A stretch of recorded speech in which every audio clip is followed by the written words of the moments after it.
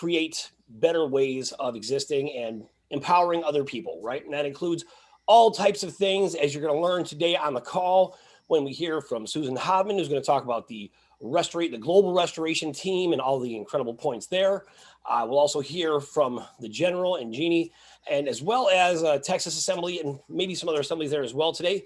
So we can actually hear about a way that the people themselves are able to, provide the self-governance afforded to them by the United States of America, or at least the way it's supposed to be. So they'll explain that a little bit today and some of the amazing breakthroughs going on there.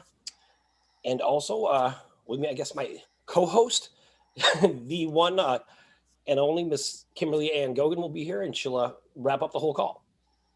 So I think I got the main points. If not, Lisa will yell at me for not following the agenda exactly. So let's get started. So the first group up here today is going to be, okay, I am right. So we're going to start with the assemblies. So Jen and Jeannie. Hey there. Hey there. 1 second. I goofed. I'm sorry. We have Life Force. Suzanne didn't type her on the calendar. My wrong. So I don't know if you want to put her before assemblies or after. You get to yell at me now. Sorry. You know what? We'll do that. Is that okay, Jen? I'll grab Susan. I don't mind. Okay. Yeah, whatever works. All right. Miss Susan Hovman, all the way from Denmark, but she is universal and international. She's everywhere. And I can't find her right now. I do. I got it. I made her co-host, and she's good to go. Okay, great. Hello, everybody. Happy to be here again, and happy to report here on behalf of the restoration team, the global support team. And much has happened since our last report, so I'm looking very much forward to share that with you. We have got still a lot of new people that are coming together and wants to join and to be part of this movement. We have 2.5 million coffee growers that has joined us since last report. We have 28,000 cacao growers and 148 tea growers and 182 fruit growers. So I think that is amazing. It's just wonderful. And we're just happy to welcome all those new people on board. And we're looking forward to be here to support you in our transition of the world, so we can all make this world into a better place. Then we have on Fiji. Fiji is going through some difficult or strange times, actually. What has happened over the last 3 weeks in Fiji is that 40,000 people have died. That is 4.5% of the entire population. And they don't have COVID. And it's not due particularly to the cyclone that they had. Only few people died by then. It is all we can think is that it's due to the high vibrational level on the planet, and many people are not able to make it. So it's people with heart attack, and also, of course, people who do not have access to the medicaments they used to have. But it's people are leaving, and Tui very much believe that it's not only in Fiji. It's he's seeing it happening other places in the world as well. So yes, so we just wish, for everybody to heal and everybody to rest from their loved ones that are leaving. And in regard to what is happening in our part of the world, in my part of the world, we are finding out more and more incredible information about our own history.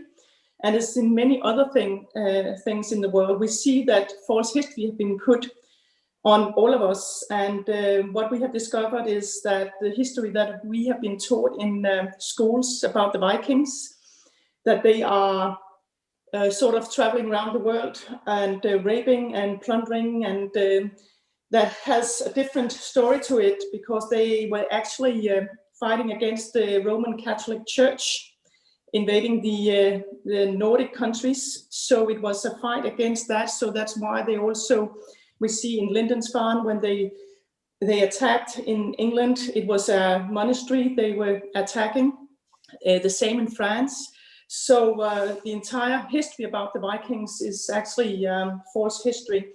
And what we have discovered is that the entire Nordic countries were all together. That was Scotland.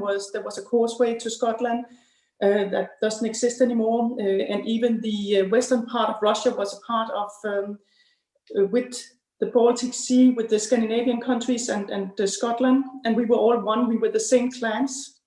And for thousands of years, we have been traveling around the world and actually have a peaceful exchange of how to organize societies, which is very interesting.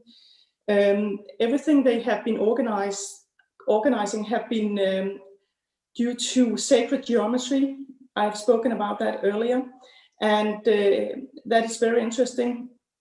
They have been traveling to China, to Africa, to America. So we find more and more evidence of that. A lot of the evidence has been kept away by the church, but we are getting more and more revealed now. So it's coming back, the information. Men and women were equal in those early Viking and pre-Viking eras, which I also find very interesting. And even children down to 4, if they have lost their parents, they would become sovereign and able to speak in the thing. It's called a thing. What you call assembly in our part of the world, it's called a thing. And that thing was organized with 12 people and 5 on top of that. Everybody had to give an oath to become sovereign, and they were accepted as soon as they have shown to the thing and to the other sovereign people that they were not following anybody, and they didn't have sort of gurus, but they were standing in there in themselves. So and they only had a connection between them and source. So they gave this oath. A lot of the information at that time was oral, so most of it was not written down. So it was an oral society. So all laws were put forward by a law sayer, not a lawmaker or writer, because everything was in oral.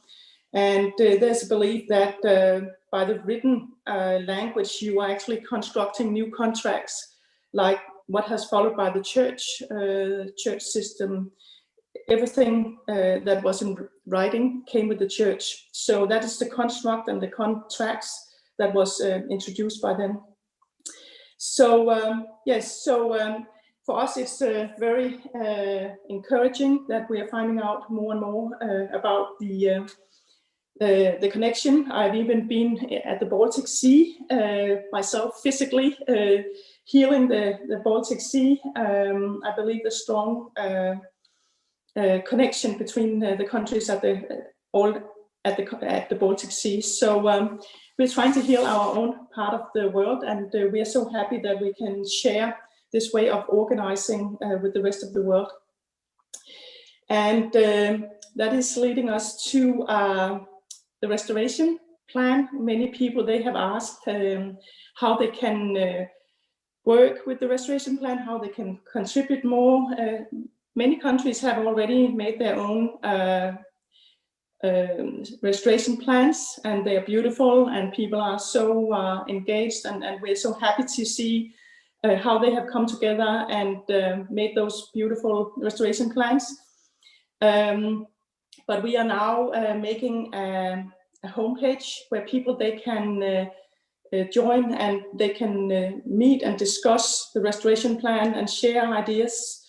We have the framework ready, so, and it's based on the youth team that came forward early on with the download they had, where they were like to work with the name Orenda. So we decided to call the restoration plan Orenda restoration plan, so where everybody can find the front page of the restoration plan on orenda.global, and in there you would find the film we have shown earlier about the restoration plan, and you will find the countries that have participated and until now and are already working with their restoration plans. We have a map.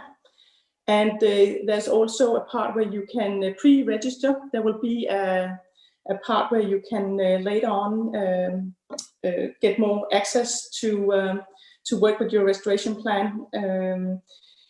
So if you are a heart-based person and you like to be part of the transition into a new society and start restoring and rebuilding your country and your local community, you can already pre-register, and then within the next few weeks we are ready to share more, and you will be able to become more active. Yes, there's also a little bit of guidance in regard to what sovereignty means. Everything that we do has to start with ourselves. The savior we all look for is ourselves.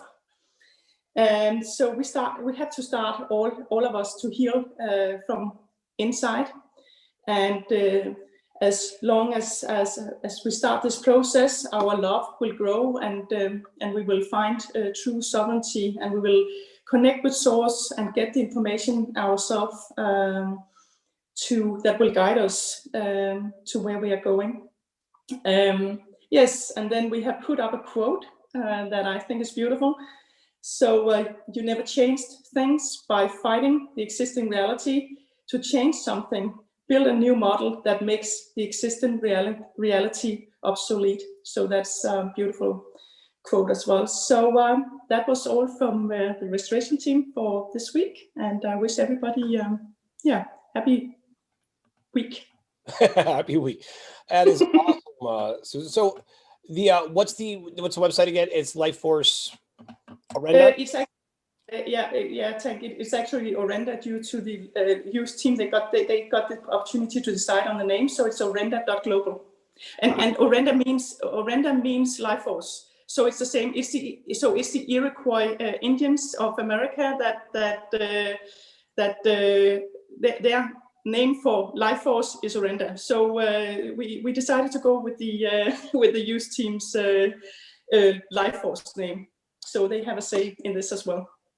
It's very cool. Yeah. So I talked to the Iroquois quite a bit actually. Yeah. I grew up in Iroquois Nation, so like in the outskirts, but where I'm from is Seneca Lake. So that's really amazing. I love to hear that. It's funny because we talk about this a lot because we deal with the Iroquois, and we've been trying to really include them, right? Because we're like, their lands are being taken over. Yes. And they're being basically bullied out by this system by these exact, words that you're talking about, right? And unfortunately, the Haudenosaunee, right, which is what the Iroquois would be, right? They have an oral tradition. So you have one of the most famous, oldest existing Iroquois Confederacy Constitution, which is actually all oral, right? Yes.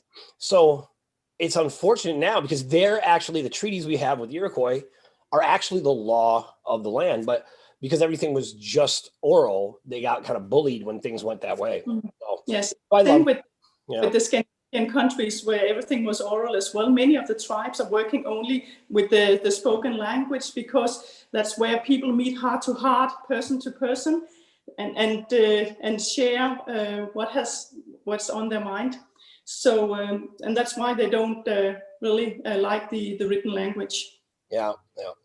Well, I appreciate it. Thank you so much for all you're doing. And I will post that site here. I had it pulled up earlier, so I will post that up for people later. Okay. Okay. Thank you. Thank you. All right. Okay. And now we'll go from the global perspective to the assemblies, which are also global, and hear from Jen and Jeannie. So, General, you're up. Hey, happy Sunday, everybody. We've had a really long week. I know that we're going to cover a couple things. Jeannie's has a ton of information to lay out today. And I just wanted to make mention that over the past few weeks, as Jeannie and I work with different assemblies, and the conversation has come up about posting notice. That's been a real concern for everybody to become official very quickly. after pretty much think tanking this over with Jeannie, in the times that we live in now, and considering the call where Kim came on, the public call for New York on Thursday, and kind of covered some of the things that are going on. I'm sure they'll probably recap some of that as well today. We realized that the assemblies need to become official very quickly with their posting notice. I had briefly written an overcap of that and dropped it into one of the Telegram groups. I know Tank will be so kind to post it as well on the website. And I'm going to also lay it out today here. I will post our next upcoming onboarding call as well on the LifeForce app, where you will also get a refresher of the information I'm about to share with you about posting public notification to become official. As most of you know from the assemblies that are here, it's 13 plus people. The assembly needs to have all members sign an official documentation created for the assembly for the respective state or county. Once that is complete, you're going to create your official notice of existence using the template or form located on www.unn.today/public notice. This will run for about a month on the UNN news section. 1 day a week for 13 weeks consecutively, but obviously due to the technological setup of things, it'll run probably daily for 3 weeks. The 21st day countdown starting the day after the last posting. On the 22nd day or any day after the countdown has ended, the assembly can announce themselves into existence via video. Video of the assembly recording a read of the notice of existence on the 22nd day can also be submitted to attach to the respective state notice already running on the UNN news channel and to be viewed on the website by turning the video recording over to public notice at cryptex.com. In the subject lines, your state name, 22nd day announcement video. This email is only for submission of the recording of a notice. If anyone emails this email for any other reason, it's not going to get a response. When the notice is posted on the UNN news channel, the respective state can also visit the notice and capture the link from the website located in the site's address bar. Please share respectively to all public servants within your state at their social media handles, Twitter, Instagram, or official emails. All Assembly, Senate, and Congress representatives to ensure there is a record of notification to them directly. UNN will issue an affidavit of publication for record to the state assembly and county assemblies, as well that this has been used throughout this process. States should create a landing page or website for the respective assembly, state, or county where the notice can also be posted and referenced and viewed at any time. You can view examples at www.newyorkassembly.info, right-hand corner, the link to the published notice, and also template documents for examples for your members of your official assembly. Using your founding state documents for historical reference for your respective states, filling in the information within those documents. I know that's a lot to take in right now. I'm sure this will be reiterated so that people can go back and reference this. But I just wanted to make it very clear that obviously due to technological advancements and what public notice might have looked like many years ago, since the beginning, looks a lot different than it would look like today. So we have to adjust and grow with these technological advancements. And we've been really going over this thoroughly as to how it would be lawful and follow due process. And this is a good way to do that. We will be on a very fixed timeline here, hoping to get all of the assemblies up, or at least the Continental Congress. Following this very strategically, coming on our call when we have a onboarding call and reaching out to Jeannie and I to maybe get this direction in an email. I'm totally open to it because it's all here. And we're excited. This is the time now that we have been talking about for months. For months, we have been saying it is so important for the assemblies to get up and going. We did the presidential election as a demonstration of how we can work together and be in control of our own affairs and demonstrate the ability to do that. Now the next phase is here where everybody has to form and get official. You have to, because this is all of us unified together within our respective territories. Much more work can get done. I know some of the assemblies are working on different budgets. There's a lot of talk of what the system, or I hate using the word system now, but what this will look like as we move along. And I'm excited to work with you guys. I am so impressed with the amount of progress everybody has made, even us in our own New York Assembly. We have to move and readjust things and roles many times because we're growing, and all of you are going to experience that too. And I'm excited to be here and getting to know everybody and working closely with all these assemblies. And with that, thank you. And I yield off to you, Jeannie. Thank you, General. And just to be clear, it is 42 days total.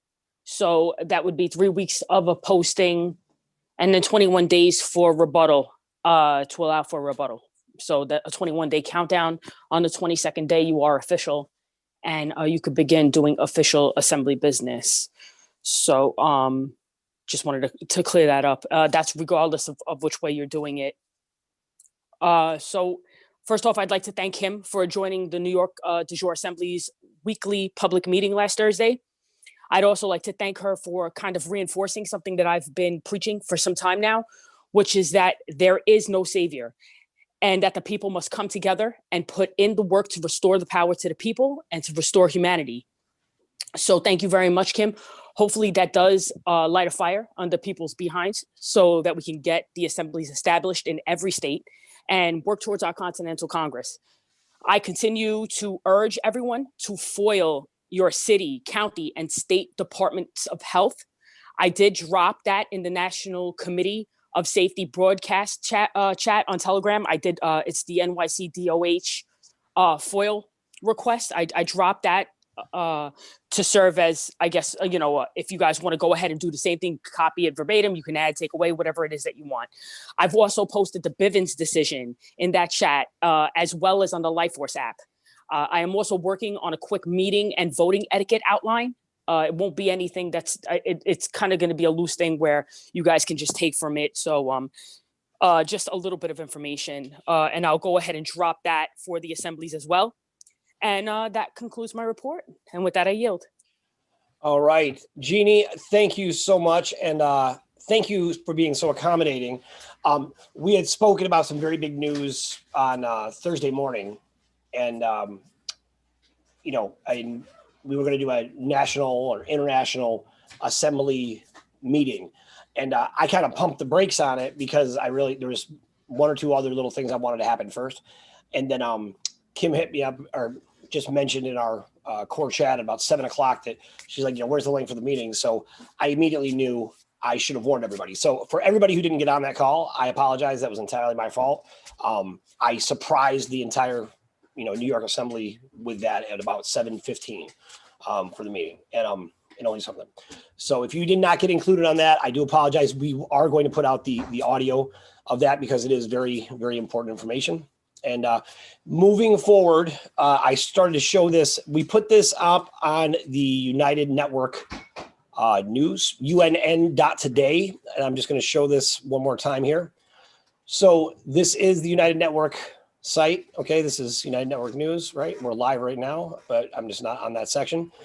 And this piece right here, you'll see is right beneath the videos. You'll get here. And when you get here, this talks about the National Committee of Safety, which would be just a different name for the Continental Congress. And we're just working with these things. Right now, we have a interim idea about this, but this is the part I want you to pay attention to right here. Make sure you can see this. Sorry, I'm using my mouse, but you might not see it. So come back here. Hang on 1 second. So right here, this is the link to join the Telegram chat. So you can go into Telegram and join this chat. Okay. Now it's going to be very important. This is just for broadcasting information. So it's just, a core group of people that will put out essential information that will help anyone form their basic assembly. This is for you and for anybody who's new who wants to come in and really work with stabilizing a structure for everyone. Now, this is going to be important in the coming days, and I'm not going to go into that too deep right now, but it's very important that everyone kind of jump on that who's part of an assembly or who wants to know how to work with an assembly. We'll have essential, very basic principles, right, that you can use or not, but they basically will help you if you want guidance. And it's okay if you don't. It's just a good place, and you can always submit information that you think is essential for us to put out there as well through that same basic format. All right. Okay. That makes sense, everybody, hopefully. All right. And I cannot forget to mention how impressed I am with this. So we went about to do an election, right? Because all of us were really concerned that Joe Biden would end up being the president, right? That would be a terrible nightmare if that happened, right? And so lo and behold, the assemblies came together to actually have a formal election, right? Of which we are holding back the results at this time because of some other things that we want to make sure that we have the full scope of information on. But I have to say that Shirley, who you know for Life Force Food here in the U.S., and Taiwana, who's actually over Dr. Taiwana Smith, actually, who's actually the appointed CEO for Create Change, and she's been managing all of the projects for all of these hopeful project owners, just a series of incredible inventions that have built up in people and ideas, just amazing things. And she's done that tirelessly. And in the midst of all that, in 2 days, they pulled together 40 plus people, had a formal vote, and immediately established an assembly for the state of Michigan. And I'm just so proud and so impressed with what they did, that they were able to do that. And it was really a witness to me that how many other people could do that. Because not only did they do that, they then immediately put things in place to go out and begin to feed the homeless and address various other concerns as well. And I love that whole idea because what they're doing is they're coming together as people, they're identifying needs, and then they're figuring out how do we address these needs based on the people that, they have access to and that they're witnessing. So I just want to thank them for doing that and everybody who's openly participating to changing the world with us together. So, and I think we also have Ken should be around here somewhere. Yes, he's here. I made him co-host, so he should be able to unmute himself. Tank. So I am unmuted. Big Ken from Texas, because everything's bigger and better in Texas. Go ahead. Howdy. Thank you very much. So I just wanted to give you all an update. We are official in Texas, growing very quickly, and we have been moving forward working on the state budget. For any assembly out there, your state's budget is public record and can be found usually on the Secretary of State's website or something of that nature. And we commissioned a task force to, as we did with the Senate bill, break that down, go through it, figure out what areas are going to need more investigation, and begin to reimagine government. How do we put this into a holistic framework that serves everybody in the state, and how can we improve on it moving forward? So that's what we've been working on in Texas. Hey, Ken, while you're here, I know you were part of the auditing committee, that was pulled in from about 13 different assemblies around the country to look at the U.S. budget, the what I refer to as the dumpster fire, referred to as a budget there. In your opinion, after seeing what all the states did to tear that apart, what stood out to you most about going through that budget? Obviously, we have a very large budget in Texas. I think there's definitely some line items that need to be investigated from a forensic and accounting standpoint. But the thing that really stands out the most to me is systems that are really not working. Yep. And they're, you can throw money at a problem and that doesn't fix it. That's right. Now, yeah, that's very true. All right, Kent. Well, thank you so much. And look, we look forward to hearing more about what you're doing there and what you're doing to help other people. And thank you so much. So anybody there in Texas who wants to get involved with the Texas Assembly, what's the website, Ken? TexasAssembly.info. TexasAssembly.info. Thank you so much, man, for all you're doing. Thank you. Ken and his wife, they were very, very helpful in the, Kim asked us to look at the national budget for, the Congress was supposed to pass, which apparently they just passed, but they didn't really pass it because they don't even have the power to pass it. But she has to look at that, and Ken and his wife were very, very helpful in organizing that, as well as everybody out there, Gen X and just everybody, Crystal in Florida and Gen X in Colorado. I mean, we had people from all over come together on that, and it was really amazing to see the people working in harmony to kind of look at this and say, wait a minute, this is crazy. Why would we ever fund these things, right? So very, very important. So thank you all for doing that. So it's great evidence that the People's Assemblies are working together, and eventually we're going to get to the model that Susan talked about, right? Where it's just oral traditions and oaths, and we're just doing everything in that way. But we're in a transitional stage, and we got to realize that, right? So we got to consider the massive scope of the entire planet. So I think oral tradition is something that's going to be really necessary, as well as, we'll probably have to have some things that are familiar to people that we can all be part of as well. So, familiar in the sense of like documentation, so that people feel a little bit comfortable, like, hey, you guys are really doing something, at least here in the US. So, but I love that idea of just oral traditions. I've always said one of the most essential parts of being a human being is trust, right? When you're born, you came into a body and you had to trust somebody to take care of you until you could move for yourself, right? So I believe in that same idea. So with that being said, without further ado, let me just check my agenda, because like I said, you know what? Because Jace gave me permission to show this, and I just wanted to kind of honor the work being done by everybody out there. I want to start getting this conversation going. So I'm going to put this up. This is a combination of some of the stuff from the restoration team and just some basic, very simple principles. It'll just be like 2 minutes. Here you go. The world that we live in is one that we did not design, we did not approve, and we do not control. The question, ladies and gentlemen, is what are you going to do about it?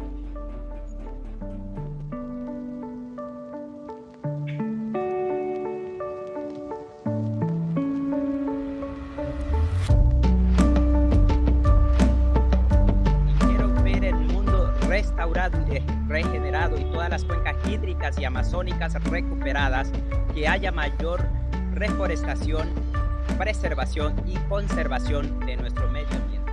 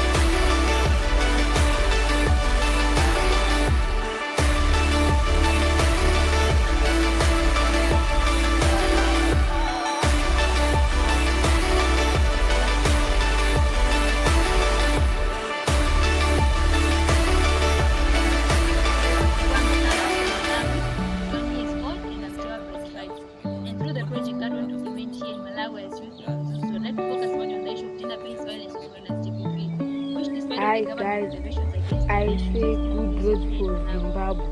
I am Denzel. I am 11 years old now.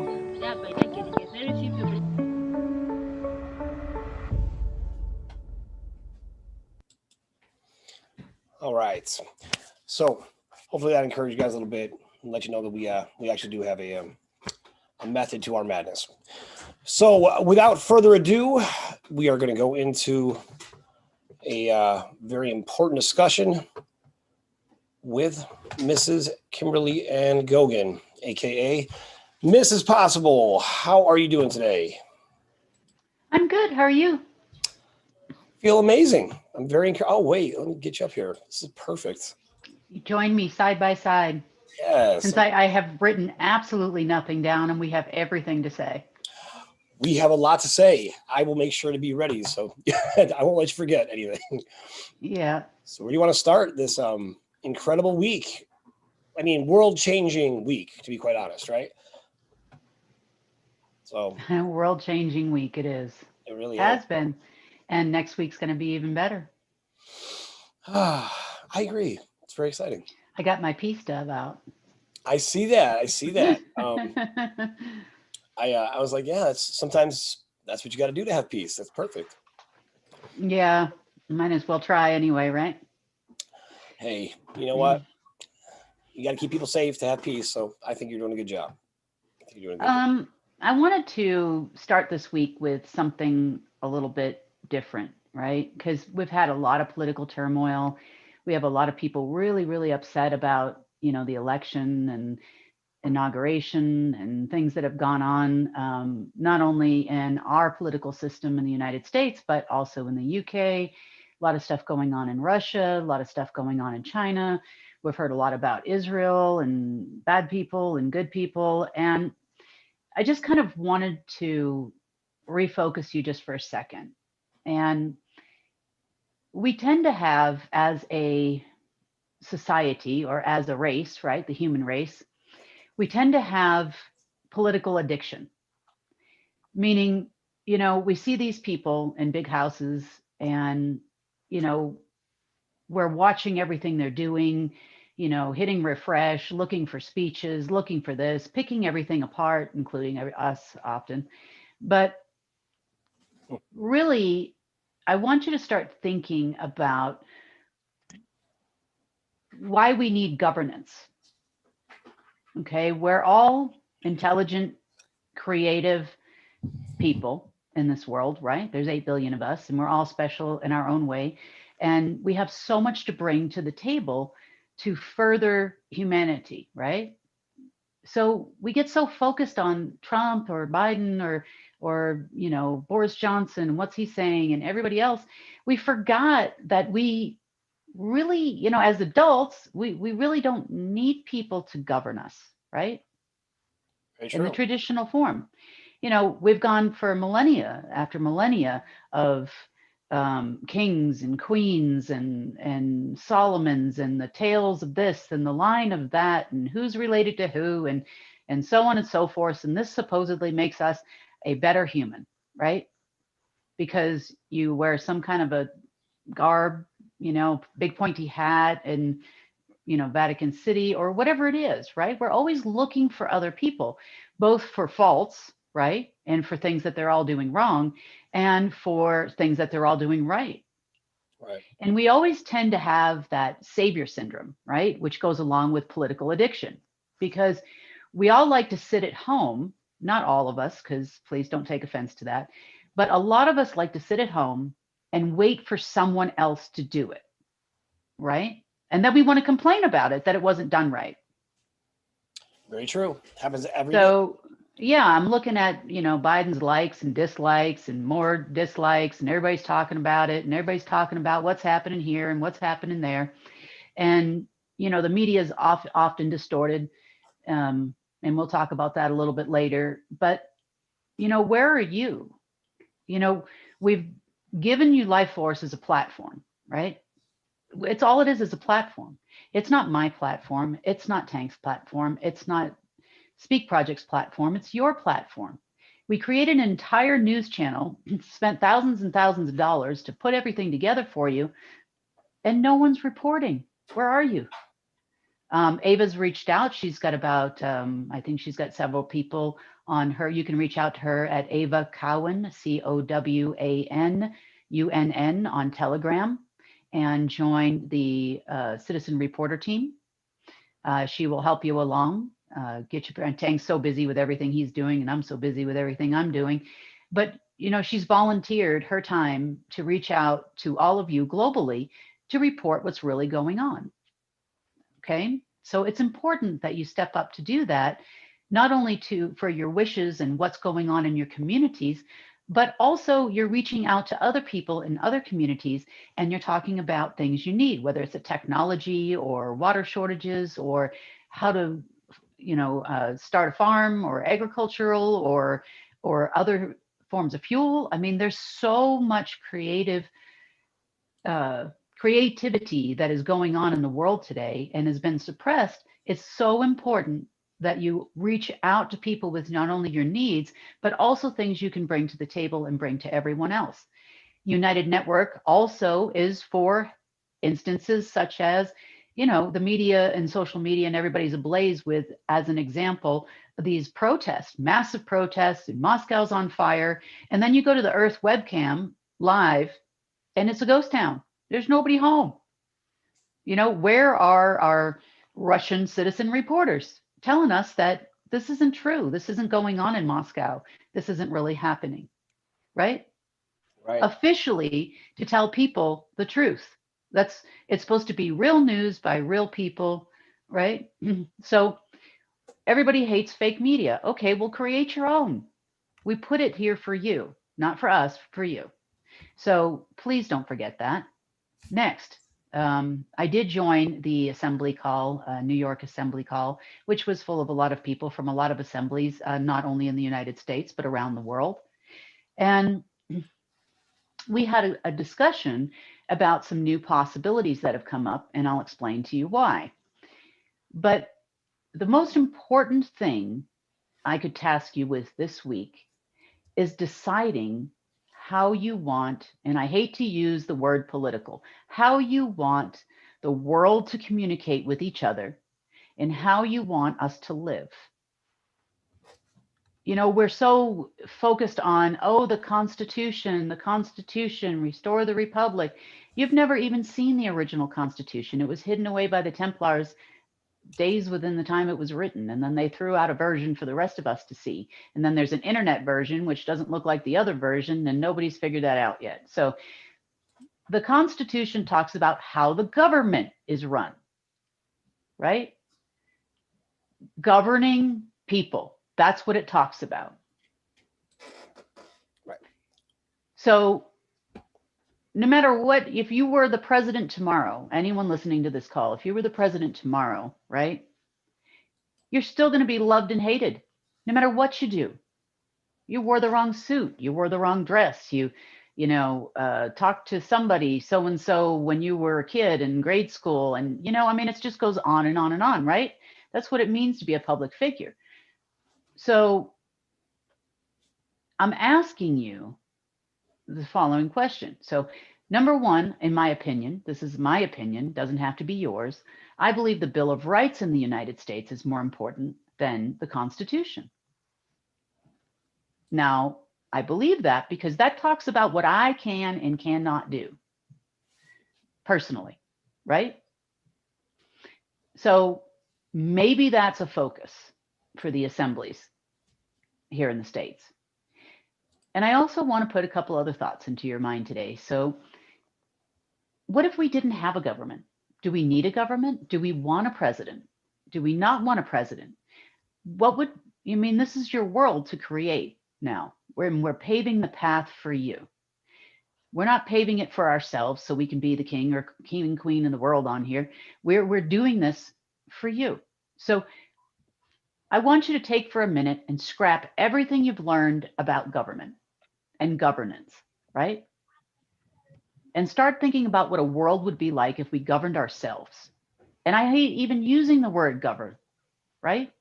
Because we don't need it. We're adults. We know what we're supposed to do every day, right? And we know what our communities need at the community level. And then the community level comes together on a state or provincial level. And then the provincial and state level gets together on a national level. And then you're getting together on a global level. And it might not always be the same people that go from the community level. Say it's something to do with health and wellness. And you want to bring that up on a state level, right? So you're going to send the person that knows the most about that particular thing from your local council. You know, we have everybody vote on whether or not there should be more trees in the park. You know, put it up on a site, do some polling, right? Give people an opportunity to say whether they want trees in the park or not. You know, yes, we do have to have some things like protection, right? We need to have some kind of an enforcement. Otherwise, the world goes crazy, right? Or we need to have some kind of military. We need to have some kind of Coast Guard, probably. You know, we need to have certain things. But who are these people? Who's going to train them? What kind of training do they need? What kind of laws are they supposed to follow? And what are they supposed to enforce? Have we ever taken a look at the laws? Have you ever gone to the statute section of your state? I mean, really, not only is it a bore fest, number one, it repeats the same thing. The cat is black. Black is the color of the cat. All black cats have to go, you know, and have curfew of 6 p.m. I mean, or something crazy, right? 6 p.m. is the time of curfew. And then it just goes on and on and on. We were supposed to have in the United States, okay, at least I can only speak for the United States. I can't speak for every country in the world, but we were supposed to have laws that were no longer than 2 pages and written in 5th grade English so everyone could understand. I don't need your legal mumbo jumbo. I need to know on Tuesday, everybody wears a green shirt. Okay, I know what that means, right? You know what that means. So That's it. It's law. It's law from now on. Make it happen. I look terrible in green, so it's probably not for me. But maybe we could pick another color, you know, like periwinkle. No, I'm just kidding. So the point is I want you to start thinking out of the box when it comes to your legal system, because there's going to come a point in the very near future where it just might be yours to create. Not only here in the States, but globally. As far as I'm concerned, this way of electing officials, and then they go about making decisions on our behalf. I don't need parents, right? Do you need parents, Tank? Do you need someone to parent you, to make decisions for you at your age? Certainly not, and definitely not this cluster F of awful that is running the government. To their decisions that they make are like, let me take everything you have. And that's basically what they do, right? There's every decision that's been made governs us, suppresses us, and while they kind of benefit from our labor. They convince us we're kids and that we're going to Disneyland, but every single time we end up in some, you know, child trafficking slave pool or something. I mean, it's just hideous. They're the worst parents ever. I mean, based on that. Totally. Yeah. Definitely. Yeah, they should be, you know, picked up by CPS and they're living their own mess. Oh my gosh, that is a brilliant use of CPS. Isn't it? Yeah. Let's pick up the bad parents. And I'm talking about global governance. You know, and then you've got this whole generational thing going on in governments too, right? You've got this thing where, you know, if your father was in politics, then your son can be in politics automatically because he has a special last name, right? And the list just goes on and on and on and on and on. So I'm encouraging you to put rules, right, or whatever you want to call them. I hate to say rules. I hate to say government. I hate to say laws. I would say, I don't know, call it whatever you want. The unicorn principle. But principles that we all should live by. We shouldn't kill each other. That's a given, right? Don't rape the kids. I think that's don't rape kids, don't right? Rape kids. Or anybody for that matter. Don't rape anybody. Or anybody for that matter. That's right. So, but that's what? I mean, that's not even 3 sentences, right? If you just took the core, the simplicity of the core that we all have in common, it's so simple. And you can build from there based on your personal values and ethics and what's important to you. Like, we just have to agree on things that are universal to all of us, right? We know better. We know not to steal from our neighbors, right? We know not to hurt people, like do no harm. These aren't even things we also know gravity works, right? Like, nobody has to tell you more than once. You know, just by looking over the edge of a building, right? You immediately know innately gravity works because you can feel it, right? Natural laws are a lot like that. These are natural, but there is a need to write things down, like for the record. I also think there's a really important aspect of what this government of this new age is, that we really have to focus on the spirit of the law versus the letter of the law, right? It's very easy to make laws. So if you know how to manipulate them, they always serve you, right? As in the bad guy, right? But yeah, and you've got some person generation after generation that's by now so out of touch. I mean, look at the mess we're in now. If masks worked, here's some common sense, politicians. If masks worked, then why do we have a purported rise in numbers? Or why is there a new strain, a more deadly strain? You know, it makes no sense. Well, because masks do work. We should be germ-free. Yeah, but they do work at causing secondary pneumonia. So if you understand the spin, they don't even feel guilty. It's like, masks work. This is what we had in mind. It works to kill us all. Woo! I know. Score one for the Biden is time. But this is what I'm trying to say. You know, they are there and we are here. Okay. We down here need to be here constantly and consistently. You shouldn't be able to serve, or then for the next 2 generations, if your father or son or your son or grandkids or whatever want to be in that council position or whatever, they can't. Doesn't mean they're qualified or not qualified. It's just a no. Because it's not a career choice. It's not a career. It shouldn't be a career. It should be you serving your fellow community, right? And your community holding you responsible to the decisions that they made. You don't get to make a decision. You get to put it out there, right? You get to voice people's concerns in a forum, and then you get to put a vote out. That's all you get to do, you know? That's it. So I want you to start thinking that way. I want you to start getting away from the thoughts of kings and queens and presidents and prime ministers and all these people in the House of Lords. Good Lord, they're so damn old, crotchety. I don't even know how they get in the damn door. So just please. Getting away from the mentality. And titles. Yeah, entitlements, having titles that put someone automatically for doing nothing different than you. Not more qualified, not better, but just above you. There's nobody who's above you. Really, the leaders will naturally lead, right? It's just one of the many roles in the, in a greater machine, right? Like your liver isn't necessarily more important than your heart, right? They're both important, right? Everything plays a part in the body. And we got to look at that and realize that we're part of one body working together. Right. Yeah, we haven't, there hasn't been a government for the people, by the people, even before the inception of the Republic or the United States. I would say if anything comes close to it, maybe the tribes. But even then, with the advent of the whole casino thing and everything else, they've also lost their way in that respect, at least some of the ones that are operating now, right? So that's the thought I wanted to put in your mind for this week. Do we need governance? Do you want governance? Because the world is about to change rapidly. And let's get into why. So let's talk about the world's most depressing event. We have officially depressed 8 billion people with Biden going into the White House this week. Okay. I am hearing it from every country in the world. Everybody is depressed. So there's your political addiction. Why? Because you thought Trump was going to save your world from a chair, comfortable with hundreds of security? I mean, really?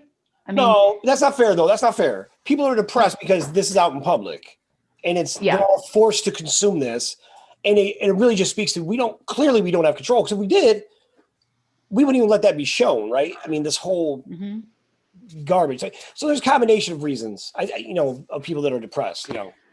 Well, since Trump has left office, right, and a lot due to the stuff that we've put out and that has been checked and has been verified, okay, by him as he was leaving office, there are some really important things that took place. So, okay, first of all, the Space Force signed an agreement with the militaries of the world, basically saying that they were going to be in charge, right? Now, I'm going to rewind you back to March 21st, 2020, and remind you that the global militaries all agreed to global martial law, and they sat there at the terminals pushing the buttons, waiting for the money to come to fund this thing, but it was never ratified, okay? Ratifying things are important. Now, here's how the world of legalities, treaties, and laws worked. This is important for you to understand too. And it was actually kind of fun for me this week, to be honest with you. Yes. All right, so Crown Corporation, we know, controlled basically all the governments of the world. And by Crown Corporation, although it officially was in London, right? People will call them the world government, which they were, right? They're also located in Israel. They would be the Luciferian section of the Chabad or the Sanhedrin, right? So they're all the same people, and they're all connected in every way, and they are the same. So, okay, so these are your Khazarians, you're not real Jewish people. You've got two sides of the Chabad, spelled Chabad, right? And one side is the Luciferian section that wants to bring about the Armageddon and the Savior, the Messiah from their side, right? Which is Lucifer, would be the Messiah in their world. And you have the other side that are actually very good people. They do a lot of good things around the world, and they're considered I would say the very loyal followers of the Torah. Jewish. Yeah, the Torah, right? So okay, wait. So Kim, hold your thought there, because you just said a whole bunch of stuff. Yeah. So let's go back. So first of all, the Space Force, the same one that was signed and created here in the United States, that Space Correct. Force, yeah, has essentially declared to all the other militaries in the world that they are in control, right? That was the plan, yes. And so they got everybody to agree, right?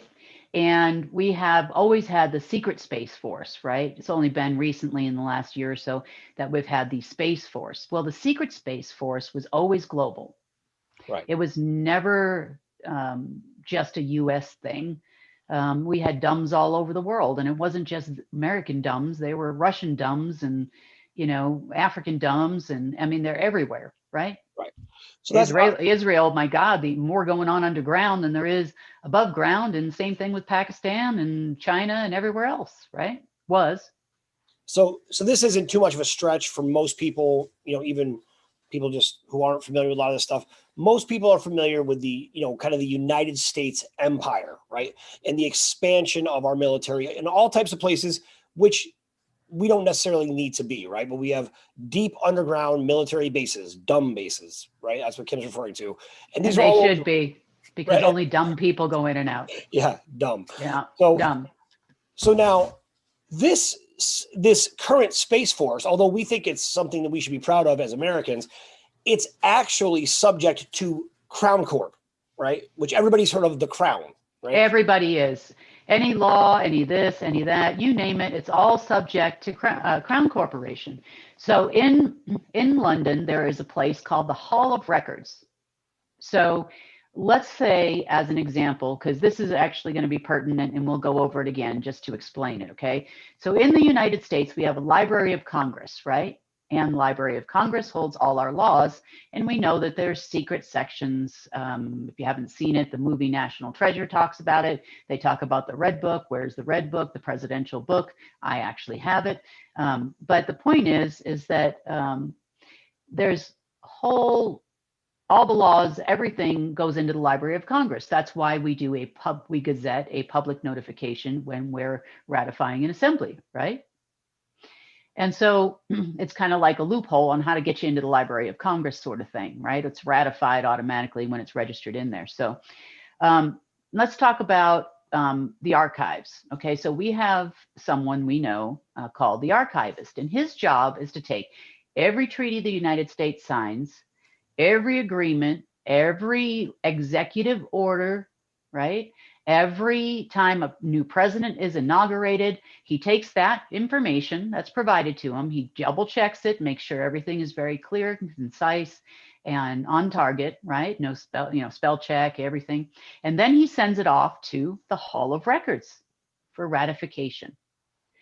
Well, turns out that somehow is now connected directly to my system and no longer connected to the Sanhedrin or the Chabad. Oh, yeah, okay, just pause. Yeah. Okay, first, the Chabad, right? That is the Sanhedrin Council. I Americanized it. Yeah. I'm just doing it because I have Jewish family. So Thank you. Right. Yeah. So Thank you. Good job. Yeah, thanks. I've been working on it. I'm offensive, I know. No, you're good. You're good. So the Sanhedrin Council, for anybody on the Christian side, you remember the Sanhedrin Council is the same council that signed the papers for the Apostle Paul to go out and hunt and kill, the Messiah, right? So they're a very powerful group. They even held power over the Roman Empire and army, right? Which you didn't see that anyplace else ever in the scriptures. You always thought the Romans were in control, but then they sent out. So this is the same group that is the Crown Corporation, right? It's the same group. Yes. And traditionally what would happen, they would be the ones, they could never be wrong. So when any major event, any historical event would happen, it would get submitted into the Hall of Records. And every government in the world does this, Kim, right? Everybody does this. Every government, every country, everywhere, every law, every executive order, every change to any constitution or, the agreement for communism to the head of state would always have to be approved by these people. But it's not connected to them anymore. So that's good news, right? For us. Yeah. Right. So now we get to make some serious decisions, right? Yeah, I like that. Yeah, we did this week. We did. So we're watching. So I didn't find this out till like literally the day before the inauguration. So let's go back to the Space Force and what their plan was, right? So they were so arrogant because they're awfully arrogant. Even the military doesn't like them, right? So they were so arrogant. They told everybody in the world what plan they had. I mean, it was all over the back chatter lines, everything they were going to do, how they were going to do it, and how they were going to declare martial law, and how great they're going to be, and how wonderful this is, and everything else, right? Right. So this goes into the rest of what, sorry about that, guys. This goes into what the rest of what happened this week. So, okay, so they had a plan to basically blow up the Capitol building and also these they look like missile launchers, ICBMs, long-range missiles off the coast of California, and they had the Tennessee, Georgia situation, and a few things off the coast on the East Coast. So they were going to, and they already had pre-installed something to detonate in the Capitol building that was actually found, let's just say, by Life Force Enforcement, and notified the FBI, and so on and so forth. And there are some good people around, you know, that didn't want to see that happen. Those people were not on the platform anyway. That was all pre-recorded. They all knew this was going to happen. They had already prepared everything. They were going to record it, splice and dice, right? There's an example of some of that. Well, this is the U.S. Air Force one, but there's similar things to this. Sorry, Kim, go ahead. So they were going to label all these things Chinese. That was the plan, right? So we're going to start a hot war with China, and we're going to now implement martial law. So let's say, hot, yeah, in the city, right? So, okay, so they were putting our troops in danger, right? That were in Washington. That's why they were all ushered in there and everything. We're going to cause a major, So this was already taken care of before the inauguration, right? So Life Force and oh God, that's scary. Life Force and Life Force Enforcement had already taken care of the majority of these issues. There was a lot of EMPs and a number of different things to prevent remote detonation and stuff that took place the day prior, right? So we all got on this our call that we do every morning, and we watched the inauguration, and I am laughing. I'm like, oh, I love Biden. I'm so glad he's in office. Oh, this is so exciting, you know, because I know it's coming next, right? So earlier that morning, slightly after 8 a.m. and before walking out to say goodbye, Trump actually signed martial law into effect in the United States, which would have actually made Biden an illegitimate president for the 9,764th reason, right?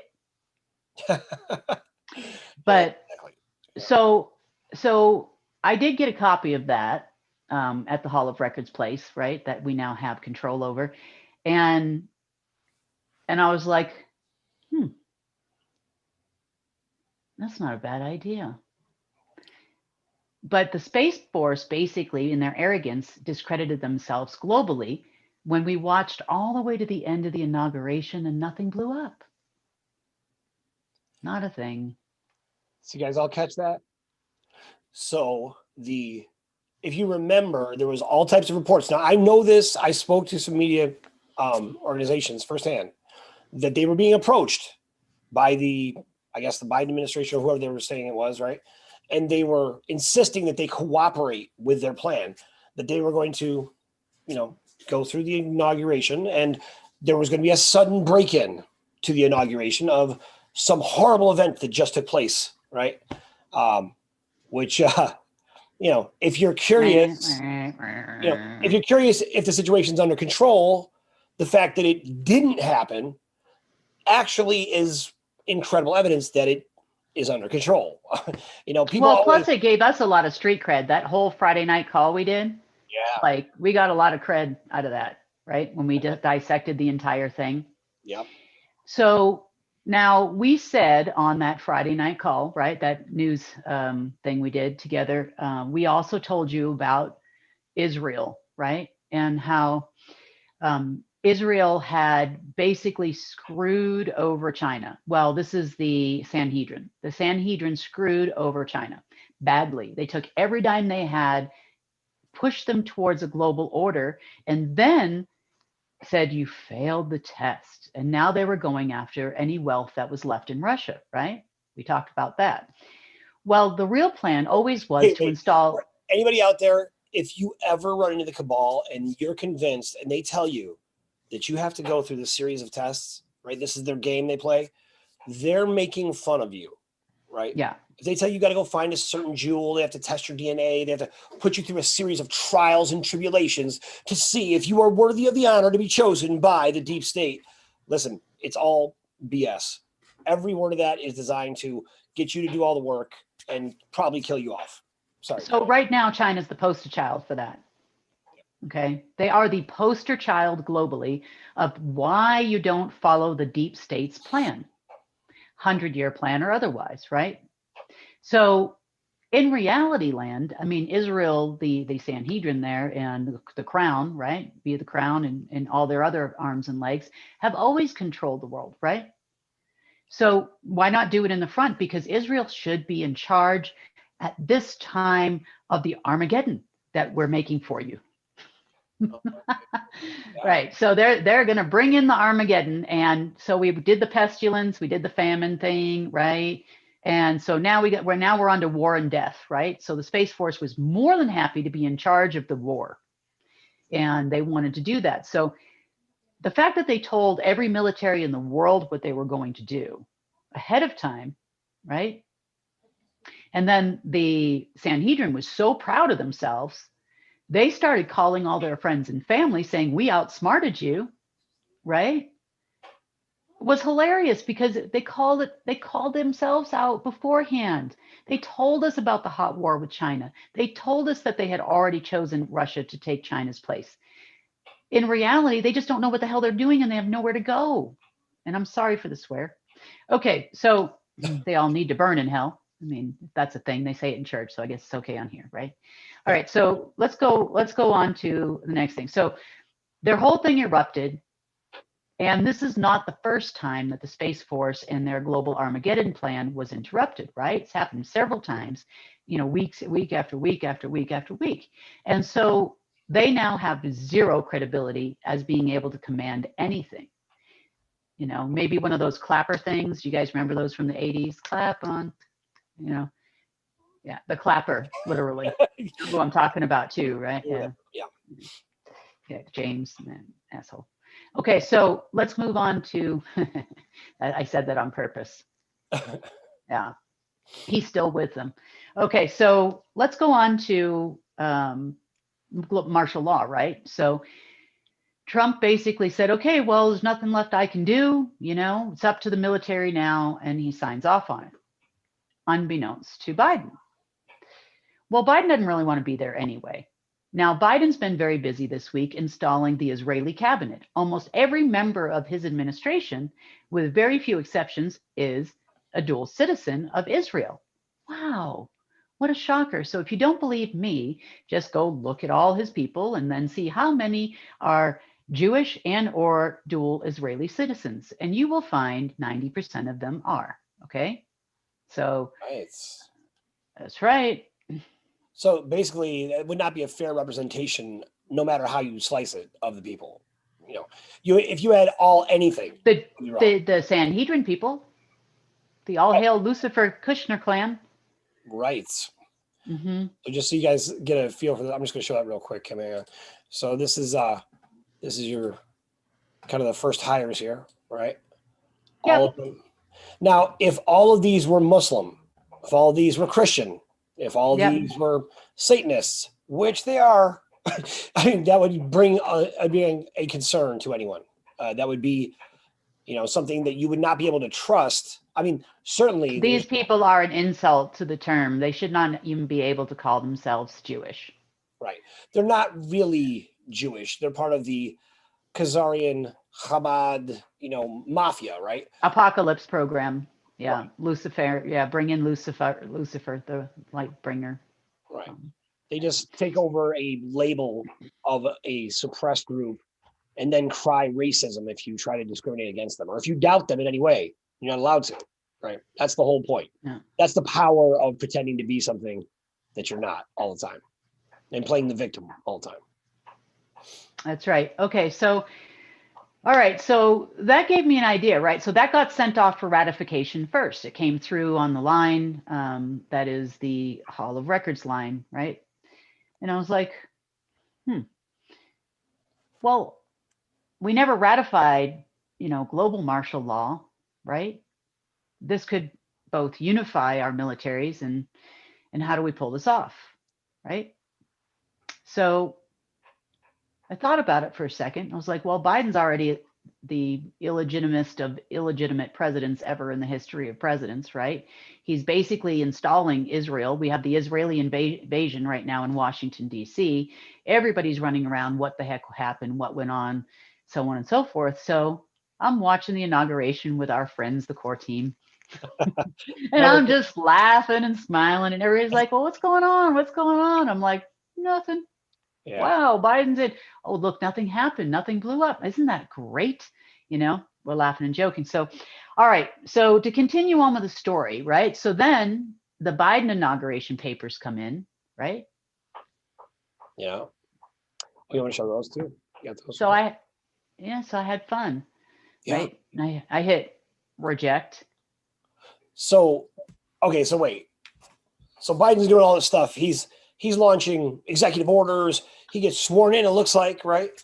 We actually had video of Biden where he's, they're just handing him, binders that are basically blank. And he's like, "What? I don't know what I'm signing," he says. And he signs it anyways, right? So, well, he even told Congress, so Congress took an unexpected recess this week. Right. I mean, right after you have a brand new president, doesn't it seem like after 4 years of misery that the Democrats would want to get to work? I mean, these guys, have they even passed a law in the past 4 years? I don't even know, besides wear masks. I know they have lots of very important laws to pass, like you're no longer allowed to say father or son or anything, right? You're not allowed to use those terms. You're not allowed to, basically walk around and have fresh air whatsoever. You're going to have to be locked in your home, wear masks. Mm-hmm. That's important stuff. I mean, they should be there, right? If this is life or death. Oh, and throwing out the troops on one of the coldest nights in DC ever into a parking garage. That was great. I mean, everybody should have voted for that. I mean, why are they going home? They have so many important evil tasks to do on a daily basis. I mean, how could they rest? That does seem odd, Kim. Why would Congress go home right after the unscheduled?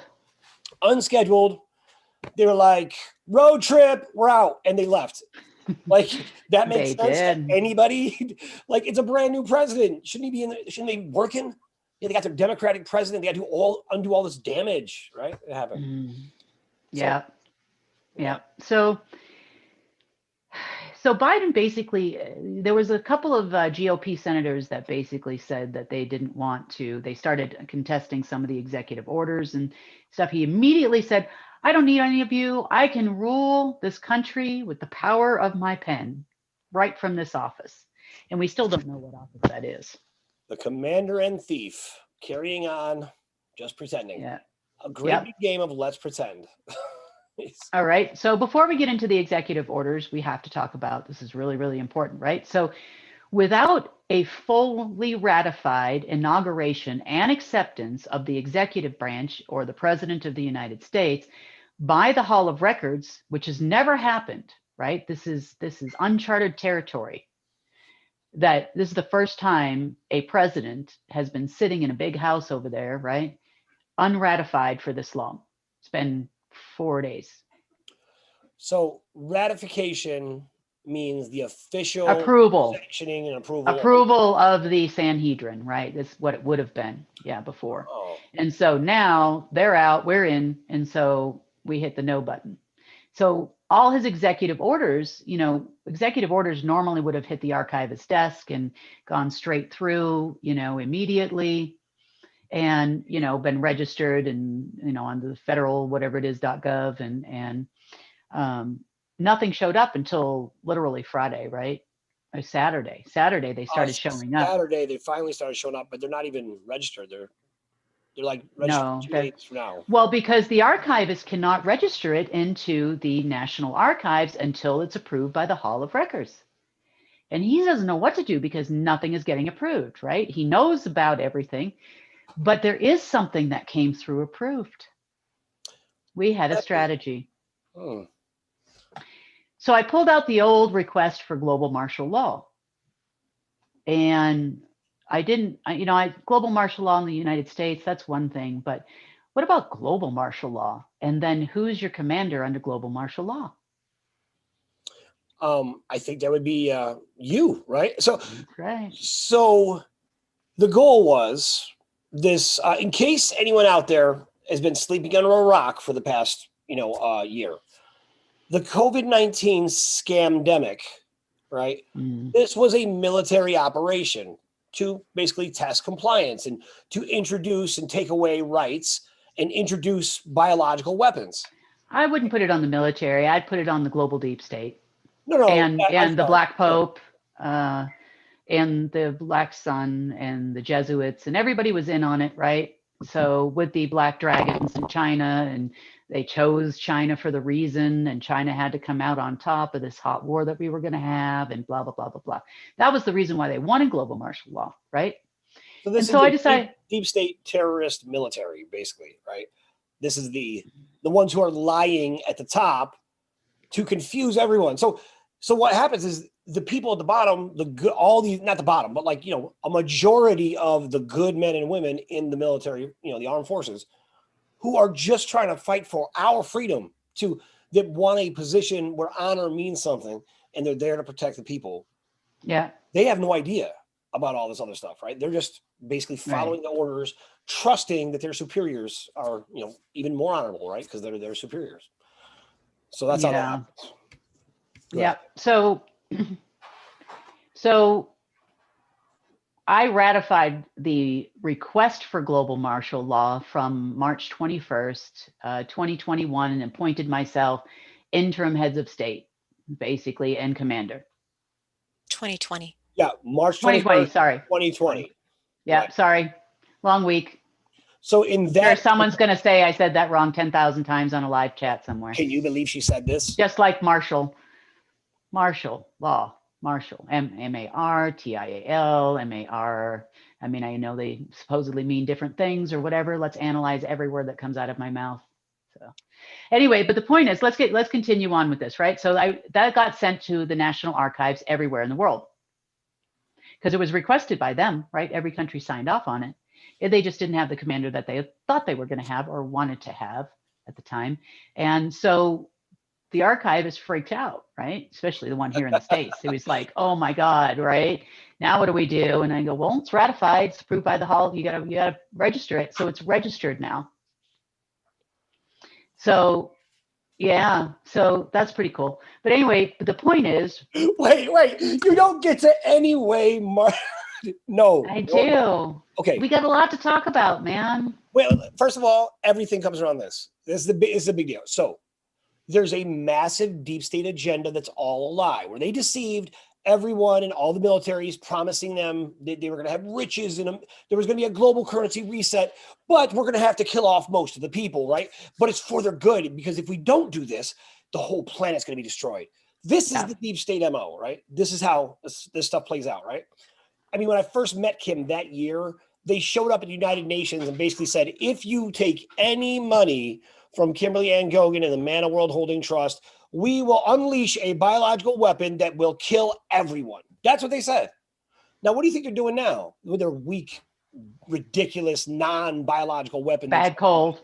Yeah. It's like, we're going to release a bad cold. Everyone will be sniffling. Take that. The ultimate plan. Listen, I'm going to tell everybody a secret right now, and I want you to really pay attention to me. The real plan of the deep state is to bore you to death. Okay? They want to bore you to death with ridiculous plans that go nowhere. They do the same things over and over and over and over again.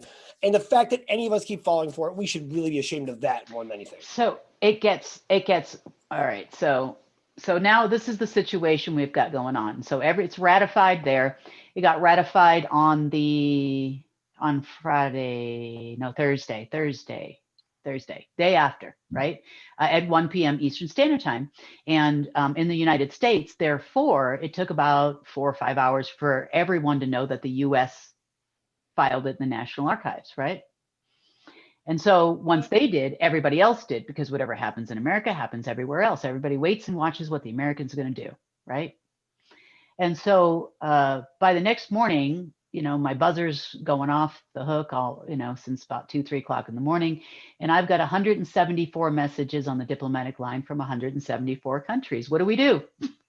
So I sent out a blanket message and said, await further instructions today. And I contacted the Pentagon, talked to them on the diplomatic line, and I have a plan. Okay. So with that being said, on that side of it, we are just going to go ahead and say, watch for announcements in the next 2 to 3 days, hopefully no later than the end of the week. A global coordinated effort is being put in place to fight the global enemy. So friend and foe are coming together. So our allies and non-our allies are coming together to fight a global biological weapon attack on every nation of the world. That is incredible. So every nation has already agreed to this. They've already agreed to implement martial law to restore peace. Yeah. So this is a massive event, and you know what? So let's see what they do. You know, these people are known to go gung ho and then to back up and then go gung ho and then back up. But I do know I've spoken to the Russians, I've spoken to the British, I've spoken to the Chinese, I've spoken to the Japanese, and everybody seems to be on board, even some of the people you would consider enemies of state, right, to the US. So everybody seems to be getting along. I'm hearing good things out of the US here.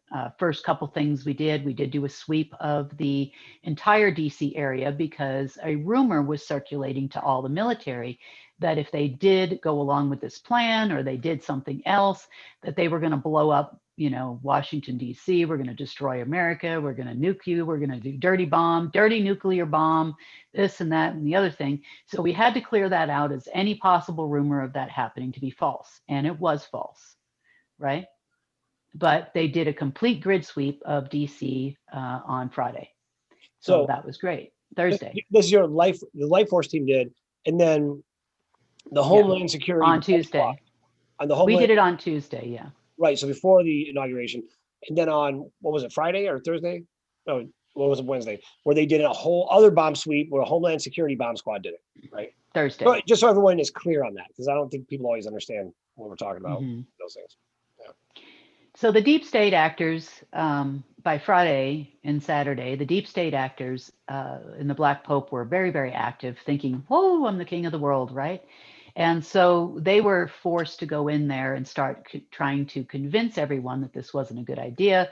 You know, there's these threats. We already know the threats were unfounded because we preempted that the day before, right? That's what a commander does. So we preempted that and we dispelled those rumors before they became rumors, right? And before they became threats. Yeah, they looked in the concrete, they used sonar, they did a really thorough job of making sure that nothing was going to happen. And they didn't even know why at the time. So now they know why, right? I mean, we told them afterwards anyway, but the point is that they needed to know that all the threats that were going to come were going to fail. So the deep state actors are now completely and totally exposed pretty much in every country everywhere because they're the ones that were delivering the message on behalf of the Black Pope and a few other people, right? And the Sanhedrin, of course, which the Black Pope works for. They're all for the Armageddon. So yeah.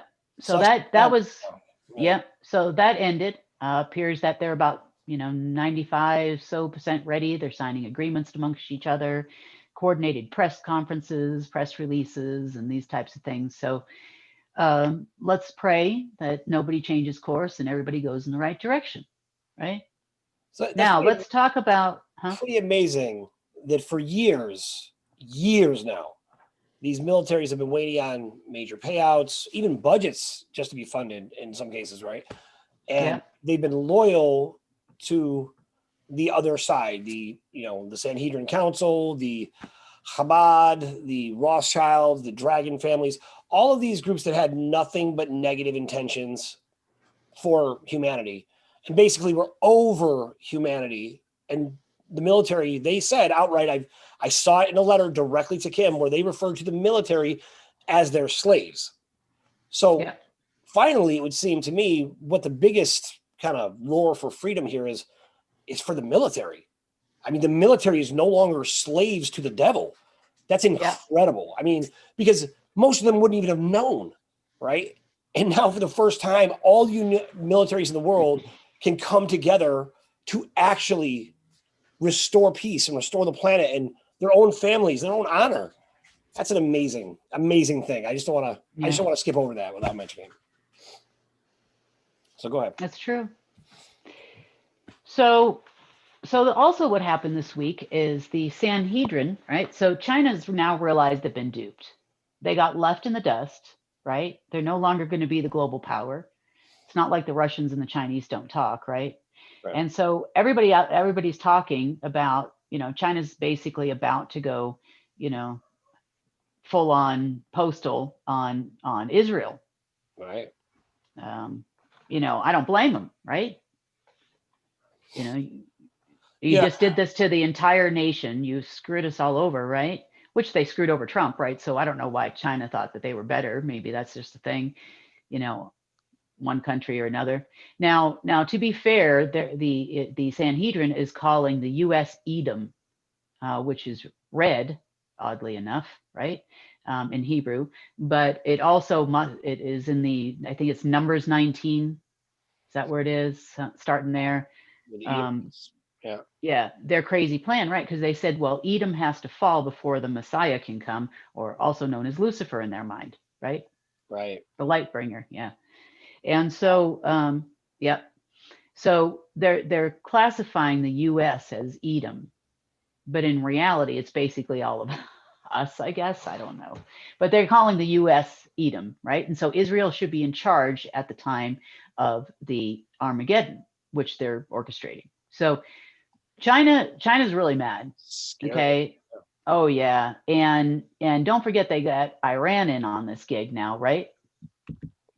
Death to Edom and da da da da, right? So now what, right? So Biden signs a bunch of contracts, energy contracts, in which he's a part of, just like he did with Hunter Biden, right, over in Ukraine for gas. So this week, right, we've seen documents leak out all over the place about Biden's energy deals with China. So because you didn't get your dang blackout the last time, now you're going to invite the Chinese to redo the power grid of the United States, sign an executive order to that fact, knowing you've got yourself a backdoor deal, and these are circulating everywhere. I mean, this couldn't get it. This is a show. I'm telling you straight up. I mean, you couldn't make this stuff up. So, do you have those documents handy? I do. I want to make sure I have the right ones that you're looking for, though. This is the first. The contracts that Biden signed with the Chinese energy firms. This is a very big deal for anybody who understands this here. So one small step for Dementia Man, one giant step for mankind. Of the virus, investors. Sorry. So here is the Kim, why don't you explain what these are? Now this is with the what's his bank? With the China-owned, and China-owned energy company funding bonds and whatnot against our entire United States energy grid. Because who better to now, if you've been anywhere in the world and you know that China basically takes their prisoners, right? And they go out and they build this infrastructure with the World Bank loans and the AIIB loans and whatnot. They're all over Africa. Everybody's got fallen down roads, leaky airports, all their infrastructure's fallen apart. These are not construction people. They're not experts. They're prisoners. Okay. So you could have been the dry cleaner yesterday, and now you are a steel worker in an airport in Africa somewhere, Wow. Yeah. So now you want to do the U.S. energy grid. Not to say we don't need improvement, because we could use improvement, but judging from the one you put in Pakistan that still has rolling brownouts, I think I'm kind of out. Yeah, I feel like that's a strong no. No from me. Yeah, that would be a no. Yeah. So it just gets crazier and crazier, right? So the reason for the contract and the reason for him signing the executive order for China to install multi-trillion-dollar new energy grid in the United States is twofold. Number one, they wanted to give China a backdoor into our entire electrical infrastructure. Wow. Okay. Which also is very, very important for the deoxygenation of the body.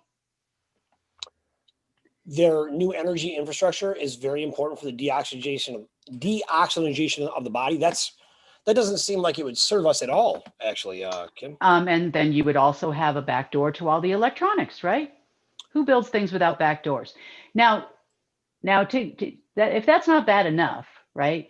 The whole reason for it is the Israeli panel of Biden, right? Let's just call them the Israeli invasion of Washington, D.C. that's going on. Not like it wasn't always that way, but it's bad now. It's really like right in your face bad. So, they were going to attack Israel. China was about to attack Israel this week for what happened, right? Jeez. And Iran is screaming death to America. At this point, I'm looking at all these orders and everything else. This is the whole reason why. Here we go. Now, I have some indications, and I'm not 100% positive, so I'm going to put this out there just in case it comes to something this week. So China was placated with the U.S. Deal, right? So China is run by Israel. They are the crown. They are Xi Jinping is a Rothschild. The Li family is a Rothschild. They're all part of the Sanhedrin, okay? Right. Yeah. So anyway, the point is that, okay, so that was a placating of China to get them not to attack Israel. Wow. But it gets worse. Okay, so Biden also signs this week another order unifying the Gaza Strip, right? Israel and Palestine. I mean, the guy needs one of those thingies, right? What do you call those? No, he's not single, he's married. Yeah, he's married, right? So you don't. No, you wear a yarmulke, whether you're married. You wear a yarmulke? Okay, well, we need to get him a yarmulke. Yeah, one of those breastplate things. A yarmulke with a swastika actually embedded into it with embroidered. That would be in full scope of what he is, Yeah. Okay, so why are we doing this? And I'll tell you why. Okay. So let's look at the Armageddon plan, right? So it's written right out there in Numbers 19. We don't have time to read that out today, but you can take a look at it afterwards. It's also written in the Torah. And they're going along step by step to the Armageddon plan to usher in them, probably themselves as the Messiah, I would assume, right? Of course. I mean, it's like a weirdo. I mean, you think Waco, Texas and all these things, if you remember these things were bad. What they got going on over there is just absolutely psychotic, okay? So as you probably are aware, if you are not, I'm sure you will be now, that there are plenty of tunnels underneath the city of Israel, right? Some ancient, some new, and some of the most famous ones are underneath the Temple Dome, which is very sacred, right? Uh-huh. Okay. So what would happen, do you think, in the Islamic world if something were to happen on the Temple Dome? Well, the Islamic world, the Jewish world, and the Christian world, they all hold that same space as sacred. So I can imagine it would be the Crusades. It would be a holy war where you could basically justify dividing and killing for any reason at all, because you could virtually promote and inspire people that they have attacked you and your God, right? Yeah. That's basically what would happen. And I'm sure they would blame it on different people at different places all over the place. So it would just be pandemonium. So given the current circumstances, so we know in the news, right, they're talking about Iran's going death to America, death to Edom, right, death to whatever, right? So everybody's wanting America to fall, right? So you failed to do it with China. The Russians have figured out they're not going to play the game now because, hell, we don't want to be broke too, and these people are like, 12-year-old schoolgirls. They change their mind every 5 minutes. So we're not on that program. And so what do you got left? You need to have a war. They need war. Someone needs to attack America, for crying out loud, right? Right. What is the best way to get, say, Iran or some other fake terrorist organization that doesn't really exist, that's usually called Blackwater anyway, to attack America? How do you get it done? You pay them, or you make it a holy war? Well, you can't pay them because the Sanhedrin doesn't have that kind of cash right now. And they definitely wouldn't use, they're the OPM people, other people's money. You know, they don't use their own money for anything. Yeah. Well, they'll make it a holy war. I'm telling you the story, right? Yep. All right, so the unification of the Strip, you've just really further angered the Islamic world, right? Yep. And then you've got the Temple Mount. And who do you blame it on? Guess Iran. What's the fastest way to get the entire world to attack the United States? You blame it on Trump? Blame it on the US. Yeah. Wow. So the temple gets attacked. The whole world would attack the United States at that point, and we would have the beginnings of the Armageddon, right? And so I'm why would they blame? suspecting this. I know why. Okay, yeah. We've had enforcement in the tunnels there. We're double checking. We're watching everything. You know, the Viking is watching air. We're watching underground. We're trying to make sure that nothing else happens. Also, the other thing you need to know too, this is really important to understand. So before the Space Force was going to start the US implosion, they went to Mount Shasta and they tried to recreate the ceremony that von Braun did earlier in the week. I think that was what, a Monday or Tuesday, right? I think it was. They tried to open the portal, the gate to hell. The week before, actually, yeah. But yes, in that same world. Actually, I have the video of the woman. I can pull up for you too. You actually talked about this exact thing, how they were going to have the fake alien invasion. Yeah. So the fake alien invasion, they were going to, von Braun, which was a German scientist, Project Paperclip, came over to the United States. And he is one of the founders of NASA, not a space agency. Member of the Thule Society, Black Sun guy through and through. And so he goes over and they had gotten information from the Vril or whatever to open the gates of hell. And, you know, Mount Shasta, right? Successfully let in a whole lot of what you would call demons, right?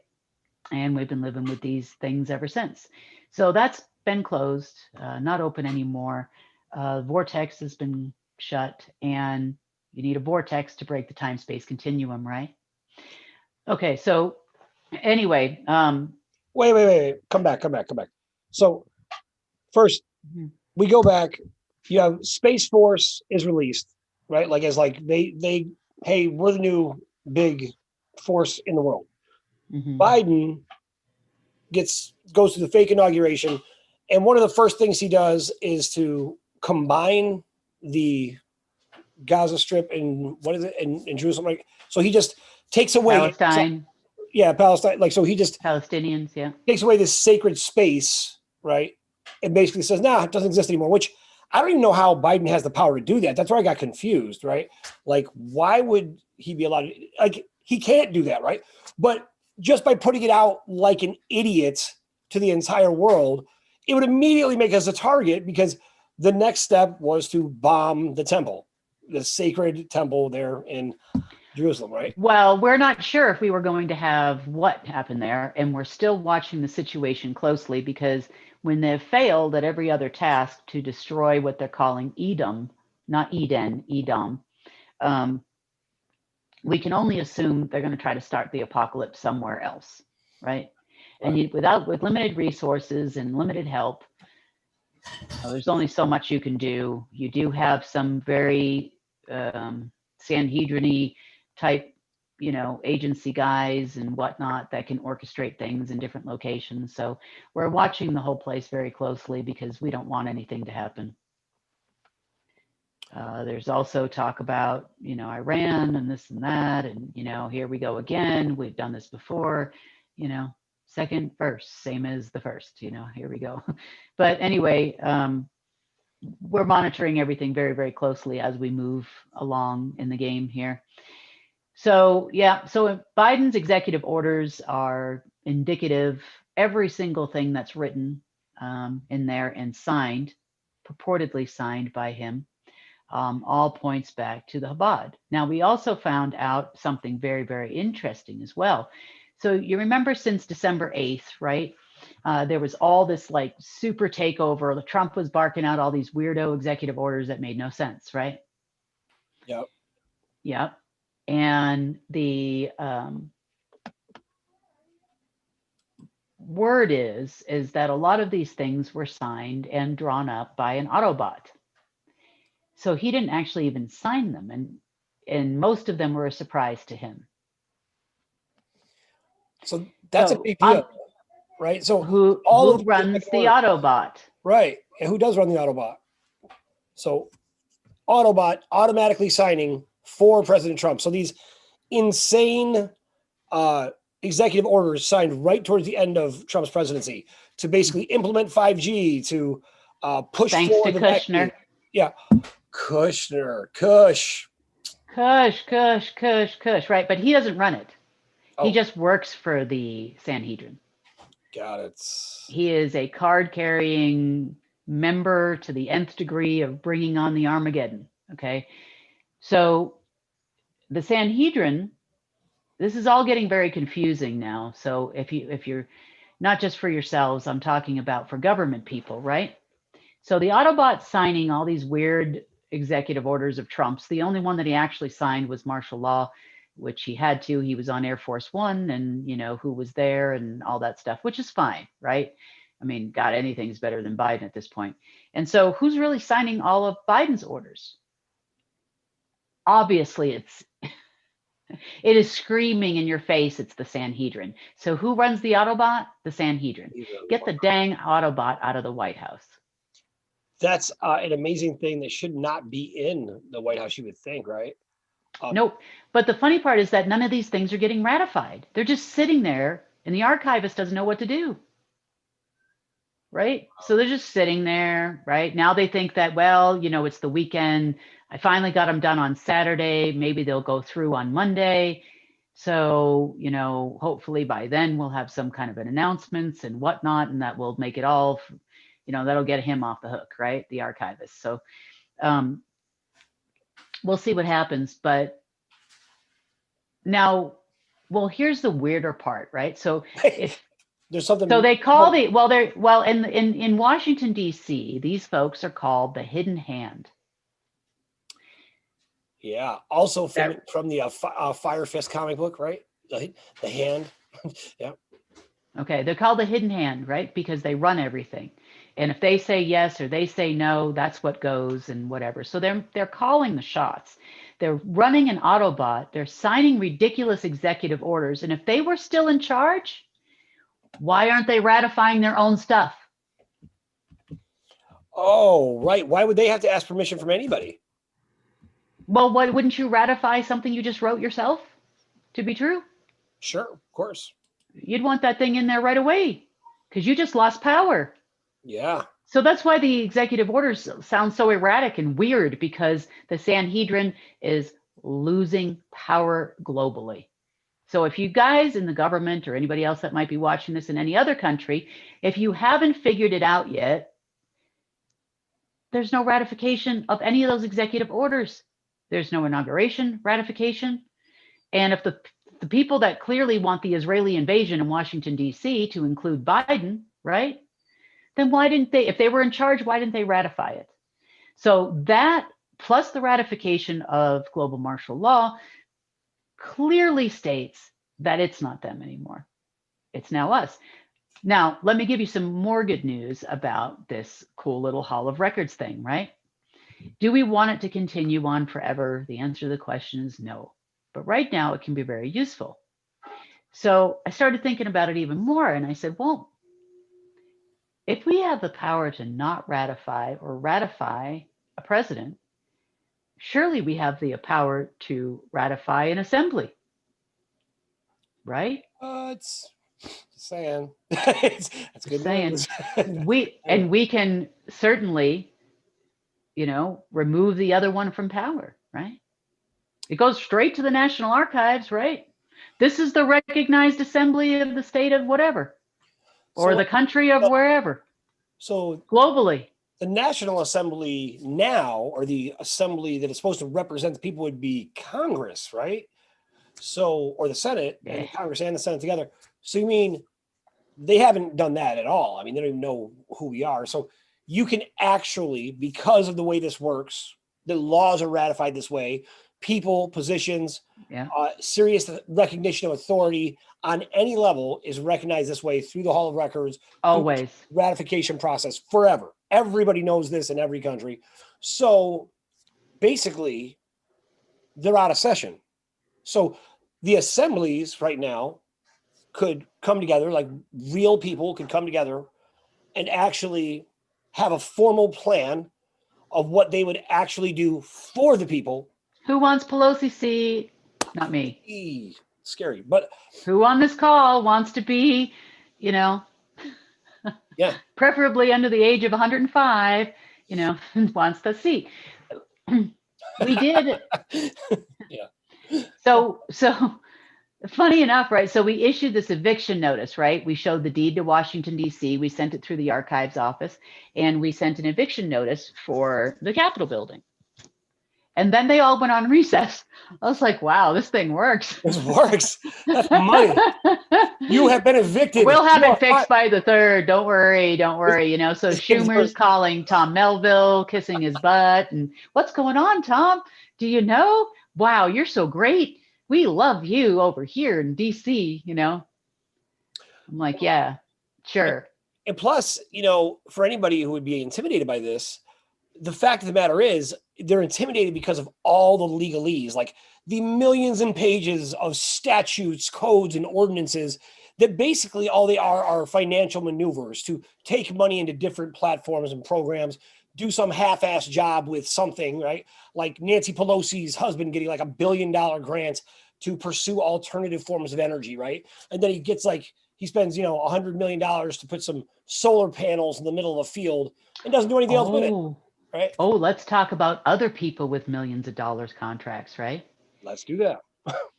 Hey, guess what? Up and coming couple got 5% on every deal they made in the Middle East, to include the F-35s. That's in the news, by the way. I feel like it's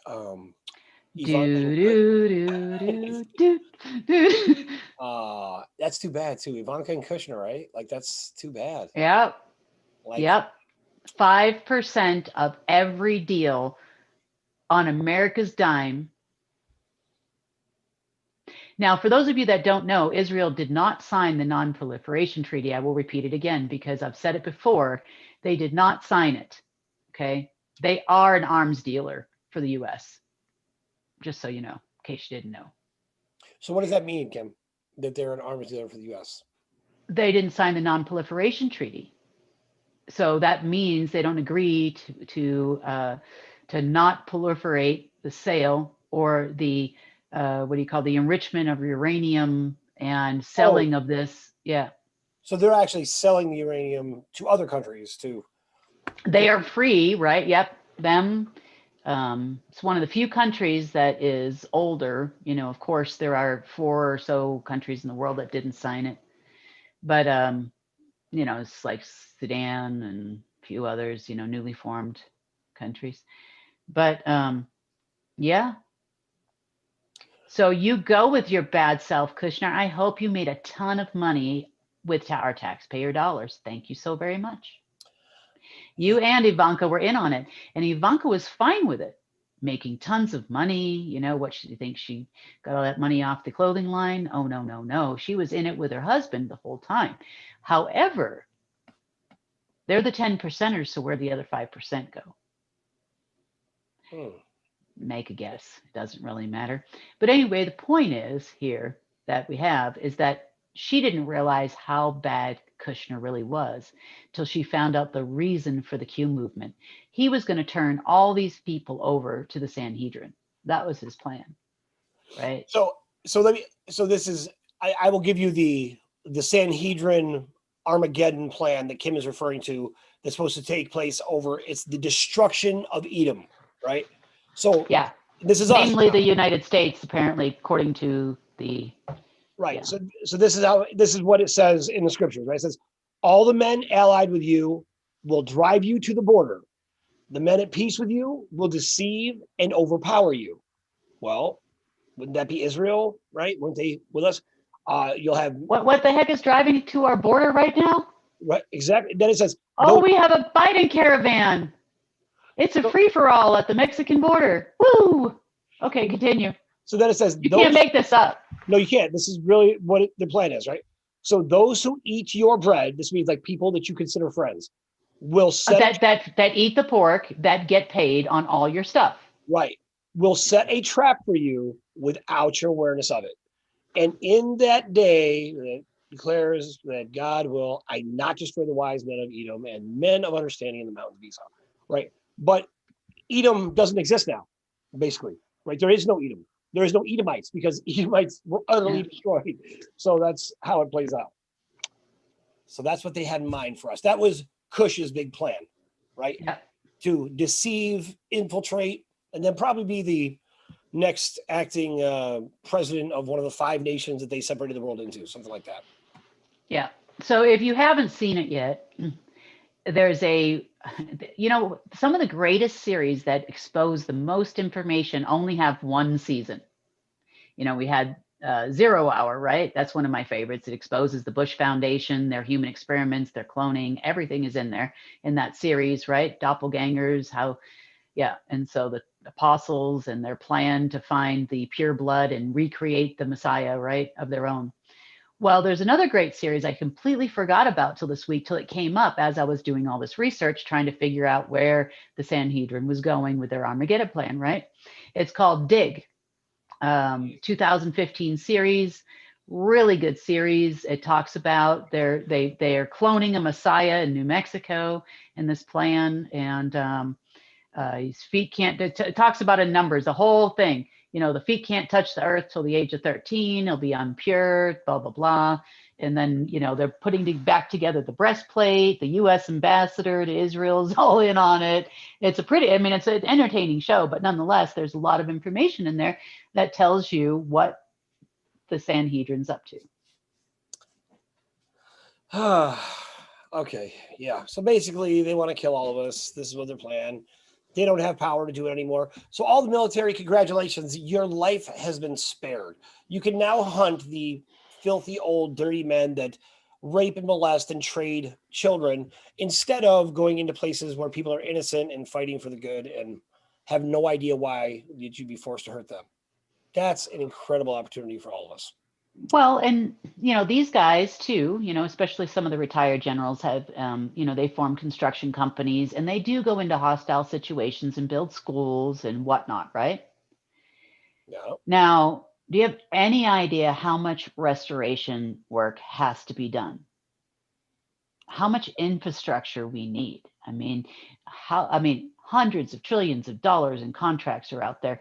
You don't have to wait for some kind of dinar thing. It's a fairy tale or some old Jewish people or fake Jewish people, I should say, Luciferian people.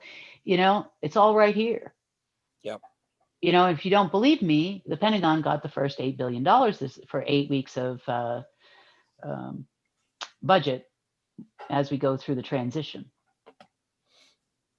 So, and the whole world, every military in the world knows that they got it and they're spending it.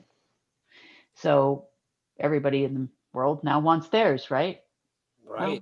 Well, soon as our press conference goes off without a hitch, exactly the way we designed it, we'll call you back.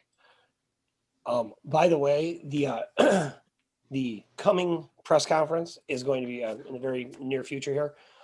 Is so exciting to hear. It'll probably be in the next 48 hours, 2-3 days is what I heard. We'll see. Then there'll be another one the next day and so on and so forth. And there's about 95%. So ready, coordinated globally thing. It's not too bad for 2 days, right? 3 days now. What are we? I'm looking forward to them actually following through. We've been in many situations like this where we've negotiated, Yep. watch them flake, right? I'm counting on this once in a lifetime opportunity that the military leaders have, that they can completely redeem and restore their honor. Yeah. I just, to me, there is Not only for themselves, but to all of the soldiers, the veterans, right? That have gone to these useless Sanhedrin wars and, lost family members and everything else. It's time that they show that they found out who the real enemy is, right? And they defeat the real enemy. What an incredible opportunity for the gladiators to rise up and take down Caesar, right? Like, you're no longer slaves anymore. You're no longer servants to a broken system of people that want to kill you, who look Bad at parents. Tools. Yeah, bad parents that see you as weapons instead of people. That's an incredible, or just lost. They don't even care. Or just, a bag of meat. So For once, you can believe in what you're fighting for. yeah, I love that. Anything else, Kim? I mean, I know there's more, but anything else today? I don't know. I'm sure there's more, but that's about all I can remember off the top of my head. It was a long week. I mean, yeah. Do you have any questions about Biden and what's going to happen there? As we understand it, under global martial law, as you know, he wouldn't be the head of state. I don't know if he's going to remain in the building or continue to bark out Sanhedrin orders or not. I have no idea via an Autobot. Perhaps someone in the Pentagon might find the Autobot. That would be great, if you were in there looking for something. It's not the cool kind of Autobot like Optimus Prime, by the way, right? It's just the thing that writes signatures, fake signatures, just so you know. Yeah. So let's see what they do. Let's see what everybody does. A lot of people make promises and, don't deliver. My world would be great if someone did for once. Well, I am so fired up. Thank you, Mrs. Possible, for all the hard work you've done, and all the team that I do know and all the team I don't know. Thank you so much, all of you out there, far and wide, because this is, as we've been saying for a long time, a very once in a lifetime opportunity for all of humanity to actually take the rightful position as the guardians of this planet, right? And together we're responsible to protect the planet, the people, and all life on Earth. And if we could just embrace that together, we can move forward. So please remember, for any questions you want to follow. What? Go ahead. So just as a reminder, I just wanted to remind everybody, don't forget, we have the ability to ratify government positions, right? I don't call it government, the council positions. We have the ability to change the structure. We don't need a fancy building. We can move the registration of the Capitol building elsewhere. It doesn't have to be in DC, right? This is for the people, by the people. That is the only stipulation that I have, right? You are not lawmakers. You are a council of peers having a conversation amongst each other. However you want to put that together, figure it out globally, okay? Don't do what they did. Change the structure, change the requirements, change the term lengths, change the amount of time that your son or grandchildren serve in the same position after you. It should be no. Sorry, it should be no. Right? So there are certain things that should be there, in my opinion, but of course, everywhere is different. Every nation is different. Every state is different. Every person is different. And let's figure out what a system that works for us, right? And so the second challenge I have for you, so that's the first challenge of the week. Start thinking outside the box. Stop thinking about their rules they made only for us, the slave community, and start thinking like a sovereign and build your country, right? And the second challenge I have for you is, how long is it going to be before you put me out of a job? So your challenge on a long-term basis is to put me out of a job as quickly as possible, please. Especially this one hat, the interim hat, okay? I would like to remove the interim hat. So to all our militaries around the world and to all of you listening to this call, put me out of a job. At least those two hats. Okay, by put her out of a job, that means for us to rise. Just for anybody out there feeling stupid who thinks that means take him out, okay? That means the people... Yeah, don't get froggy on me. Right. I just want to clarify, because lots of people watch this stuff, and I want to be clear, right? What she means is that I didn't say out of my misery tank. I know, but I'm just like, just in case. I don't want somebody to. I justified it because what she said, right? So what she means is that we, as the people, need to rise up to take the place, right? All of us can rise together, come together, coordinate together, right? And there's some basic guidelines that we, have, and certain things that Kim mentioned today that are natural to all of us, right? We all, and we don't want to be so anti the word government that we are now. We make another word just as bad, right? So we got to just redefine what everything means. And the way we redefine these things is by our own conduct, demeanor, attitude, and disposition. The way we talk about things, the way we build things from scratch. But what is so amazing for everybody out there, we would be so afraid. We think we have to ask permission. Are you allowed to do that? Of course. It's your life. It's collectively, we're dependent on one another as well, whether you like it or not. You might think you're a lone gun, but look, you need other people. And whether those people are the same as you or totally different, it's good to hear different opinions. And then let's find a way to get on common ground, right? And just focus on the things that matter, right? Food, water, air, each other, gravity, protecting our kids, don't kill people. I mean, these are basic, easy things that all of us are like, well, yeah, of course I want those things. But we've taken them for granted. We've elected officials based on whether or not they support gay marriage or whether or not they, some other random thing. The new labeling of male or female, or should we be allowed to give our 8-year-olds sex changes because we decided there's something else? All of these ridiculous principles, they have to go by the wayside. We want people to stand up in these positions who are like, I am here because my water is being poisoned, because I want to be free, because my air is being poisoned, because children are being legally trafficked, right, and put into systems, and my tax dollars pay for it. That kind of nightmare can. How many national government departments do you need? Do you want to hire NGOs? Did you want to hire CPS? Do we need CPS? Do we actually need some organization that's actually responsible to all of the assemblies? Does it have to be national? Can it be statewide? How are we going to protect our children from these people, right? I mean, think about the things that are now up to you. You don't have to look at what the law is. So what? People want CPS. It's your budget. It's your money. And I'm sorry, that's why Congress has so much power. $1.93 trillion or whatever you're talking about. You have got to be kidding me. For what? Could you all get together tomorrow from every single state and spend $1.93 trillion? I challenge you. I mean, sure, long-term wise, over years of infrastructure, right? How long does it take to build a bridge? How long does it take to build a railway? How long does it take to do these things, right? Yep. But the fact is, our railway system was built, what? How long ago? 1930 some? 1800s in some areas. I think the oldest train in America was built in like 1895 or something like that. It's in Colorado. But anyway, the point is that, our national railway system, railway bonds or whatever. Sure, you guys heard about those, but let's really start to look at the things we need and the things we don't want that are urgent. We got some great people over in Texas. Tim Phillips, he's got a whole plan on how to help restore the railway system and a whole group that he's working with there. We have lots of really amazing people that are ready to step up. And but you know what? It's all the people that are on the fence, right, that we want to encourage to take a big leap. One of the things is we often want to hold our political authorities accountable.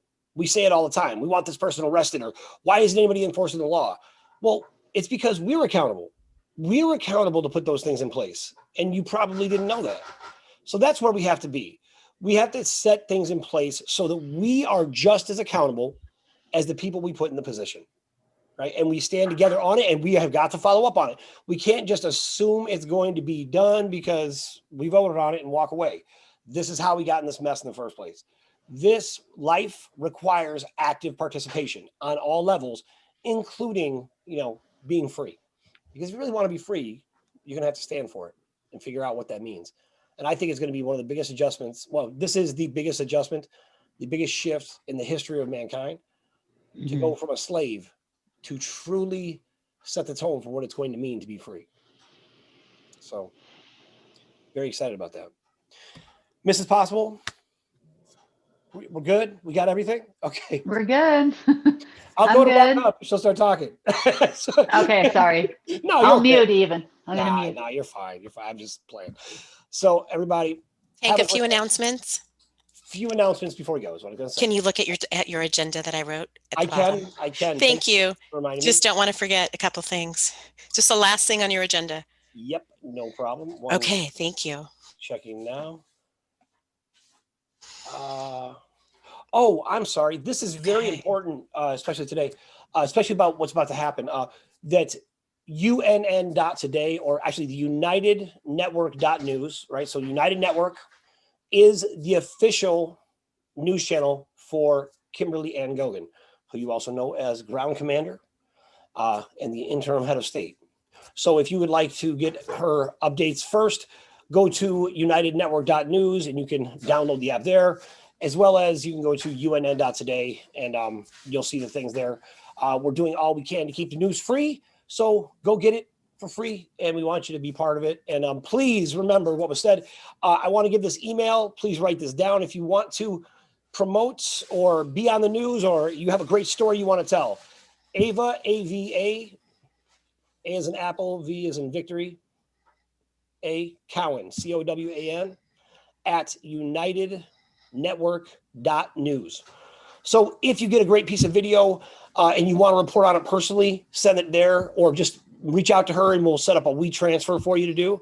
Or if you have something where you really want to be a character on the news, right, as a career even, right? This is something that's we really want people out there doing. But we want real people telling the story because we let other people tell the story and it's constantly lies. So let's get the truth. Let's focus on the truth together. This is your platform. The United Network News is your platform. And it's really important that you contribute to it. Just like with your government and everything else we do, we want everybody to give it their best. So, And all of our shows will not be on YouTube, just to let people know. We are very much limiting that because we've been taken down and we could be again. So if you want all the news and all the reports, you have to visit the other sites. Sorry, Tank, you want to interrupt you. No, you're okay. So yeah, definitely go to unn.today. Definitely go to unitednetwork.news. Unitednetwork.news. Go there because, I'm not sure what's going to happen to these other platforms. We don't know. We can also be found in the Google Play Store and the Apple Store as well. If you just type in United Network News, will come right up. And if you install the app on your phone, then you can receive the push notifications and whatnot, just like you would from YouTube as to when we put out new stuff, breaking news, anything that comes out there immediately, you'll have access to. So. And also, we want to keep the news free. There's some really deep stories that we put on the backside of the app there too. But so also United Network Plus is also ours, and we set that up to be the least expensive, IPTV with 30,000 channels and 40,000 movies and live channels, and you can watch news from all over the world.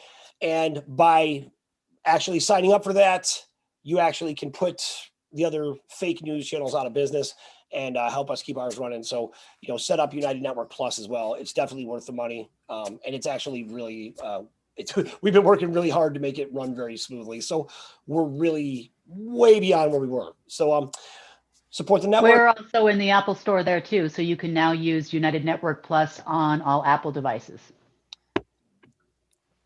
And we'll be having an official launch video coming out this week as well. So to everybody, instructions, but follow us there. My name is Kim and I approve this message. We Sorry. We love that, Kim. That's great. Yeah. All right, guys. Everybody have a great night. We'll Thanks. One more reminder, please, about the education group. Oh, yes. And it's so funny. It's right in front of me. So the education group, now there's key components you've heard us talk about several times, right, out there, of things that will need to change, especially with the assemblies, right? So there's going to be like, family services will be a committee, but this one is already set up to go is at the education group, which will be Monday nights at 7 p.m. Monday nights at Eastern. 7 p.m. Go to Life Force Watch app. It will be posted there at the top of the page when you open your Yes. app.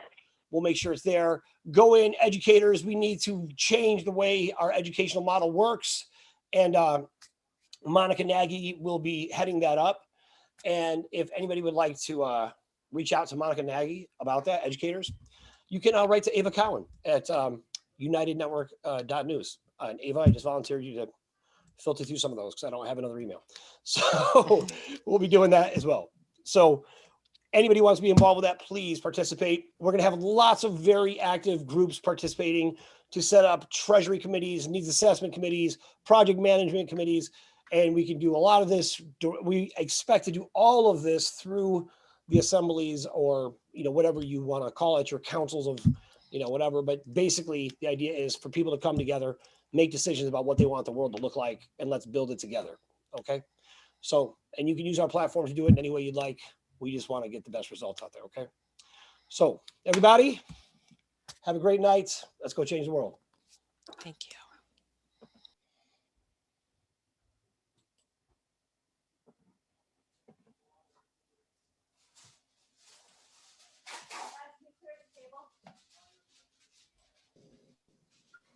Good night, Thank guys. you. Thank you. Thank you. Thank you all. Thanks. Thank you. Thank you. Thank you, everyone. Thank You guys are Guys. And Thank you. Thank you. Thank you. Bye-bye. Thank you. Love you guys.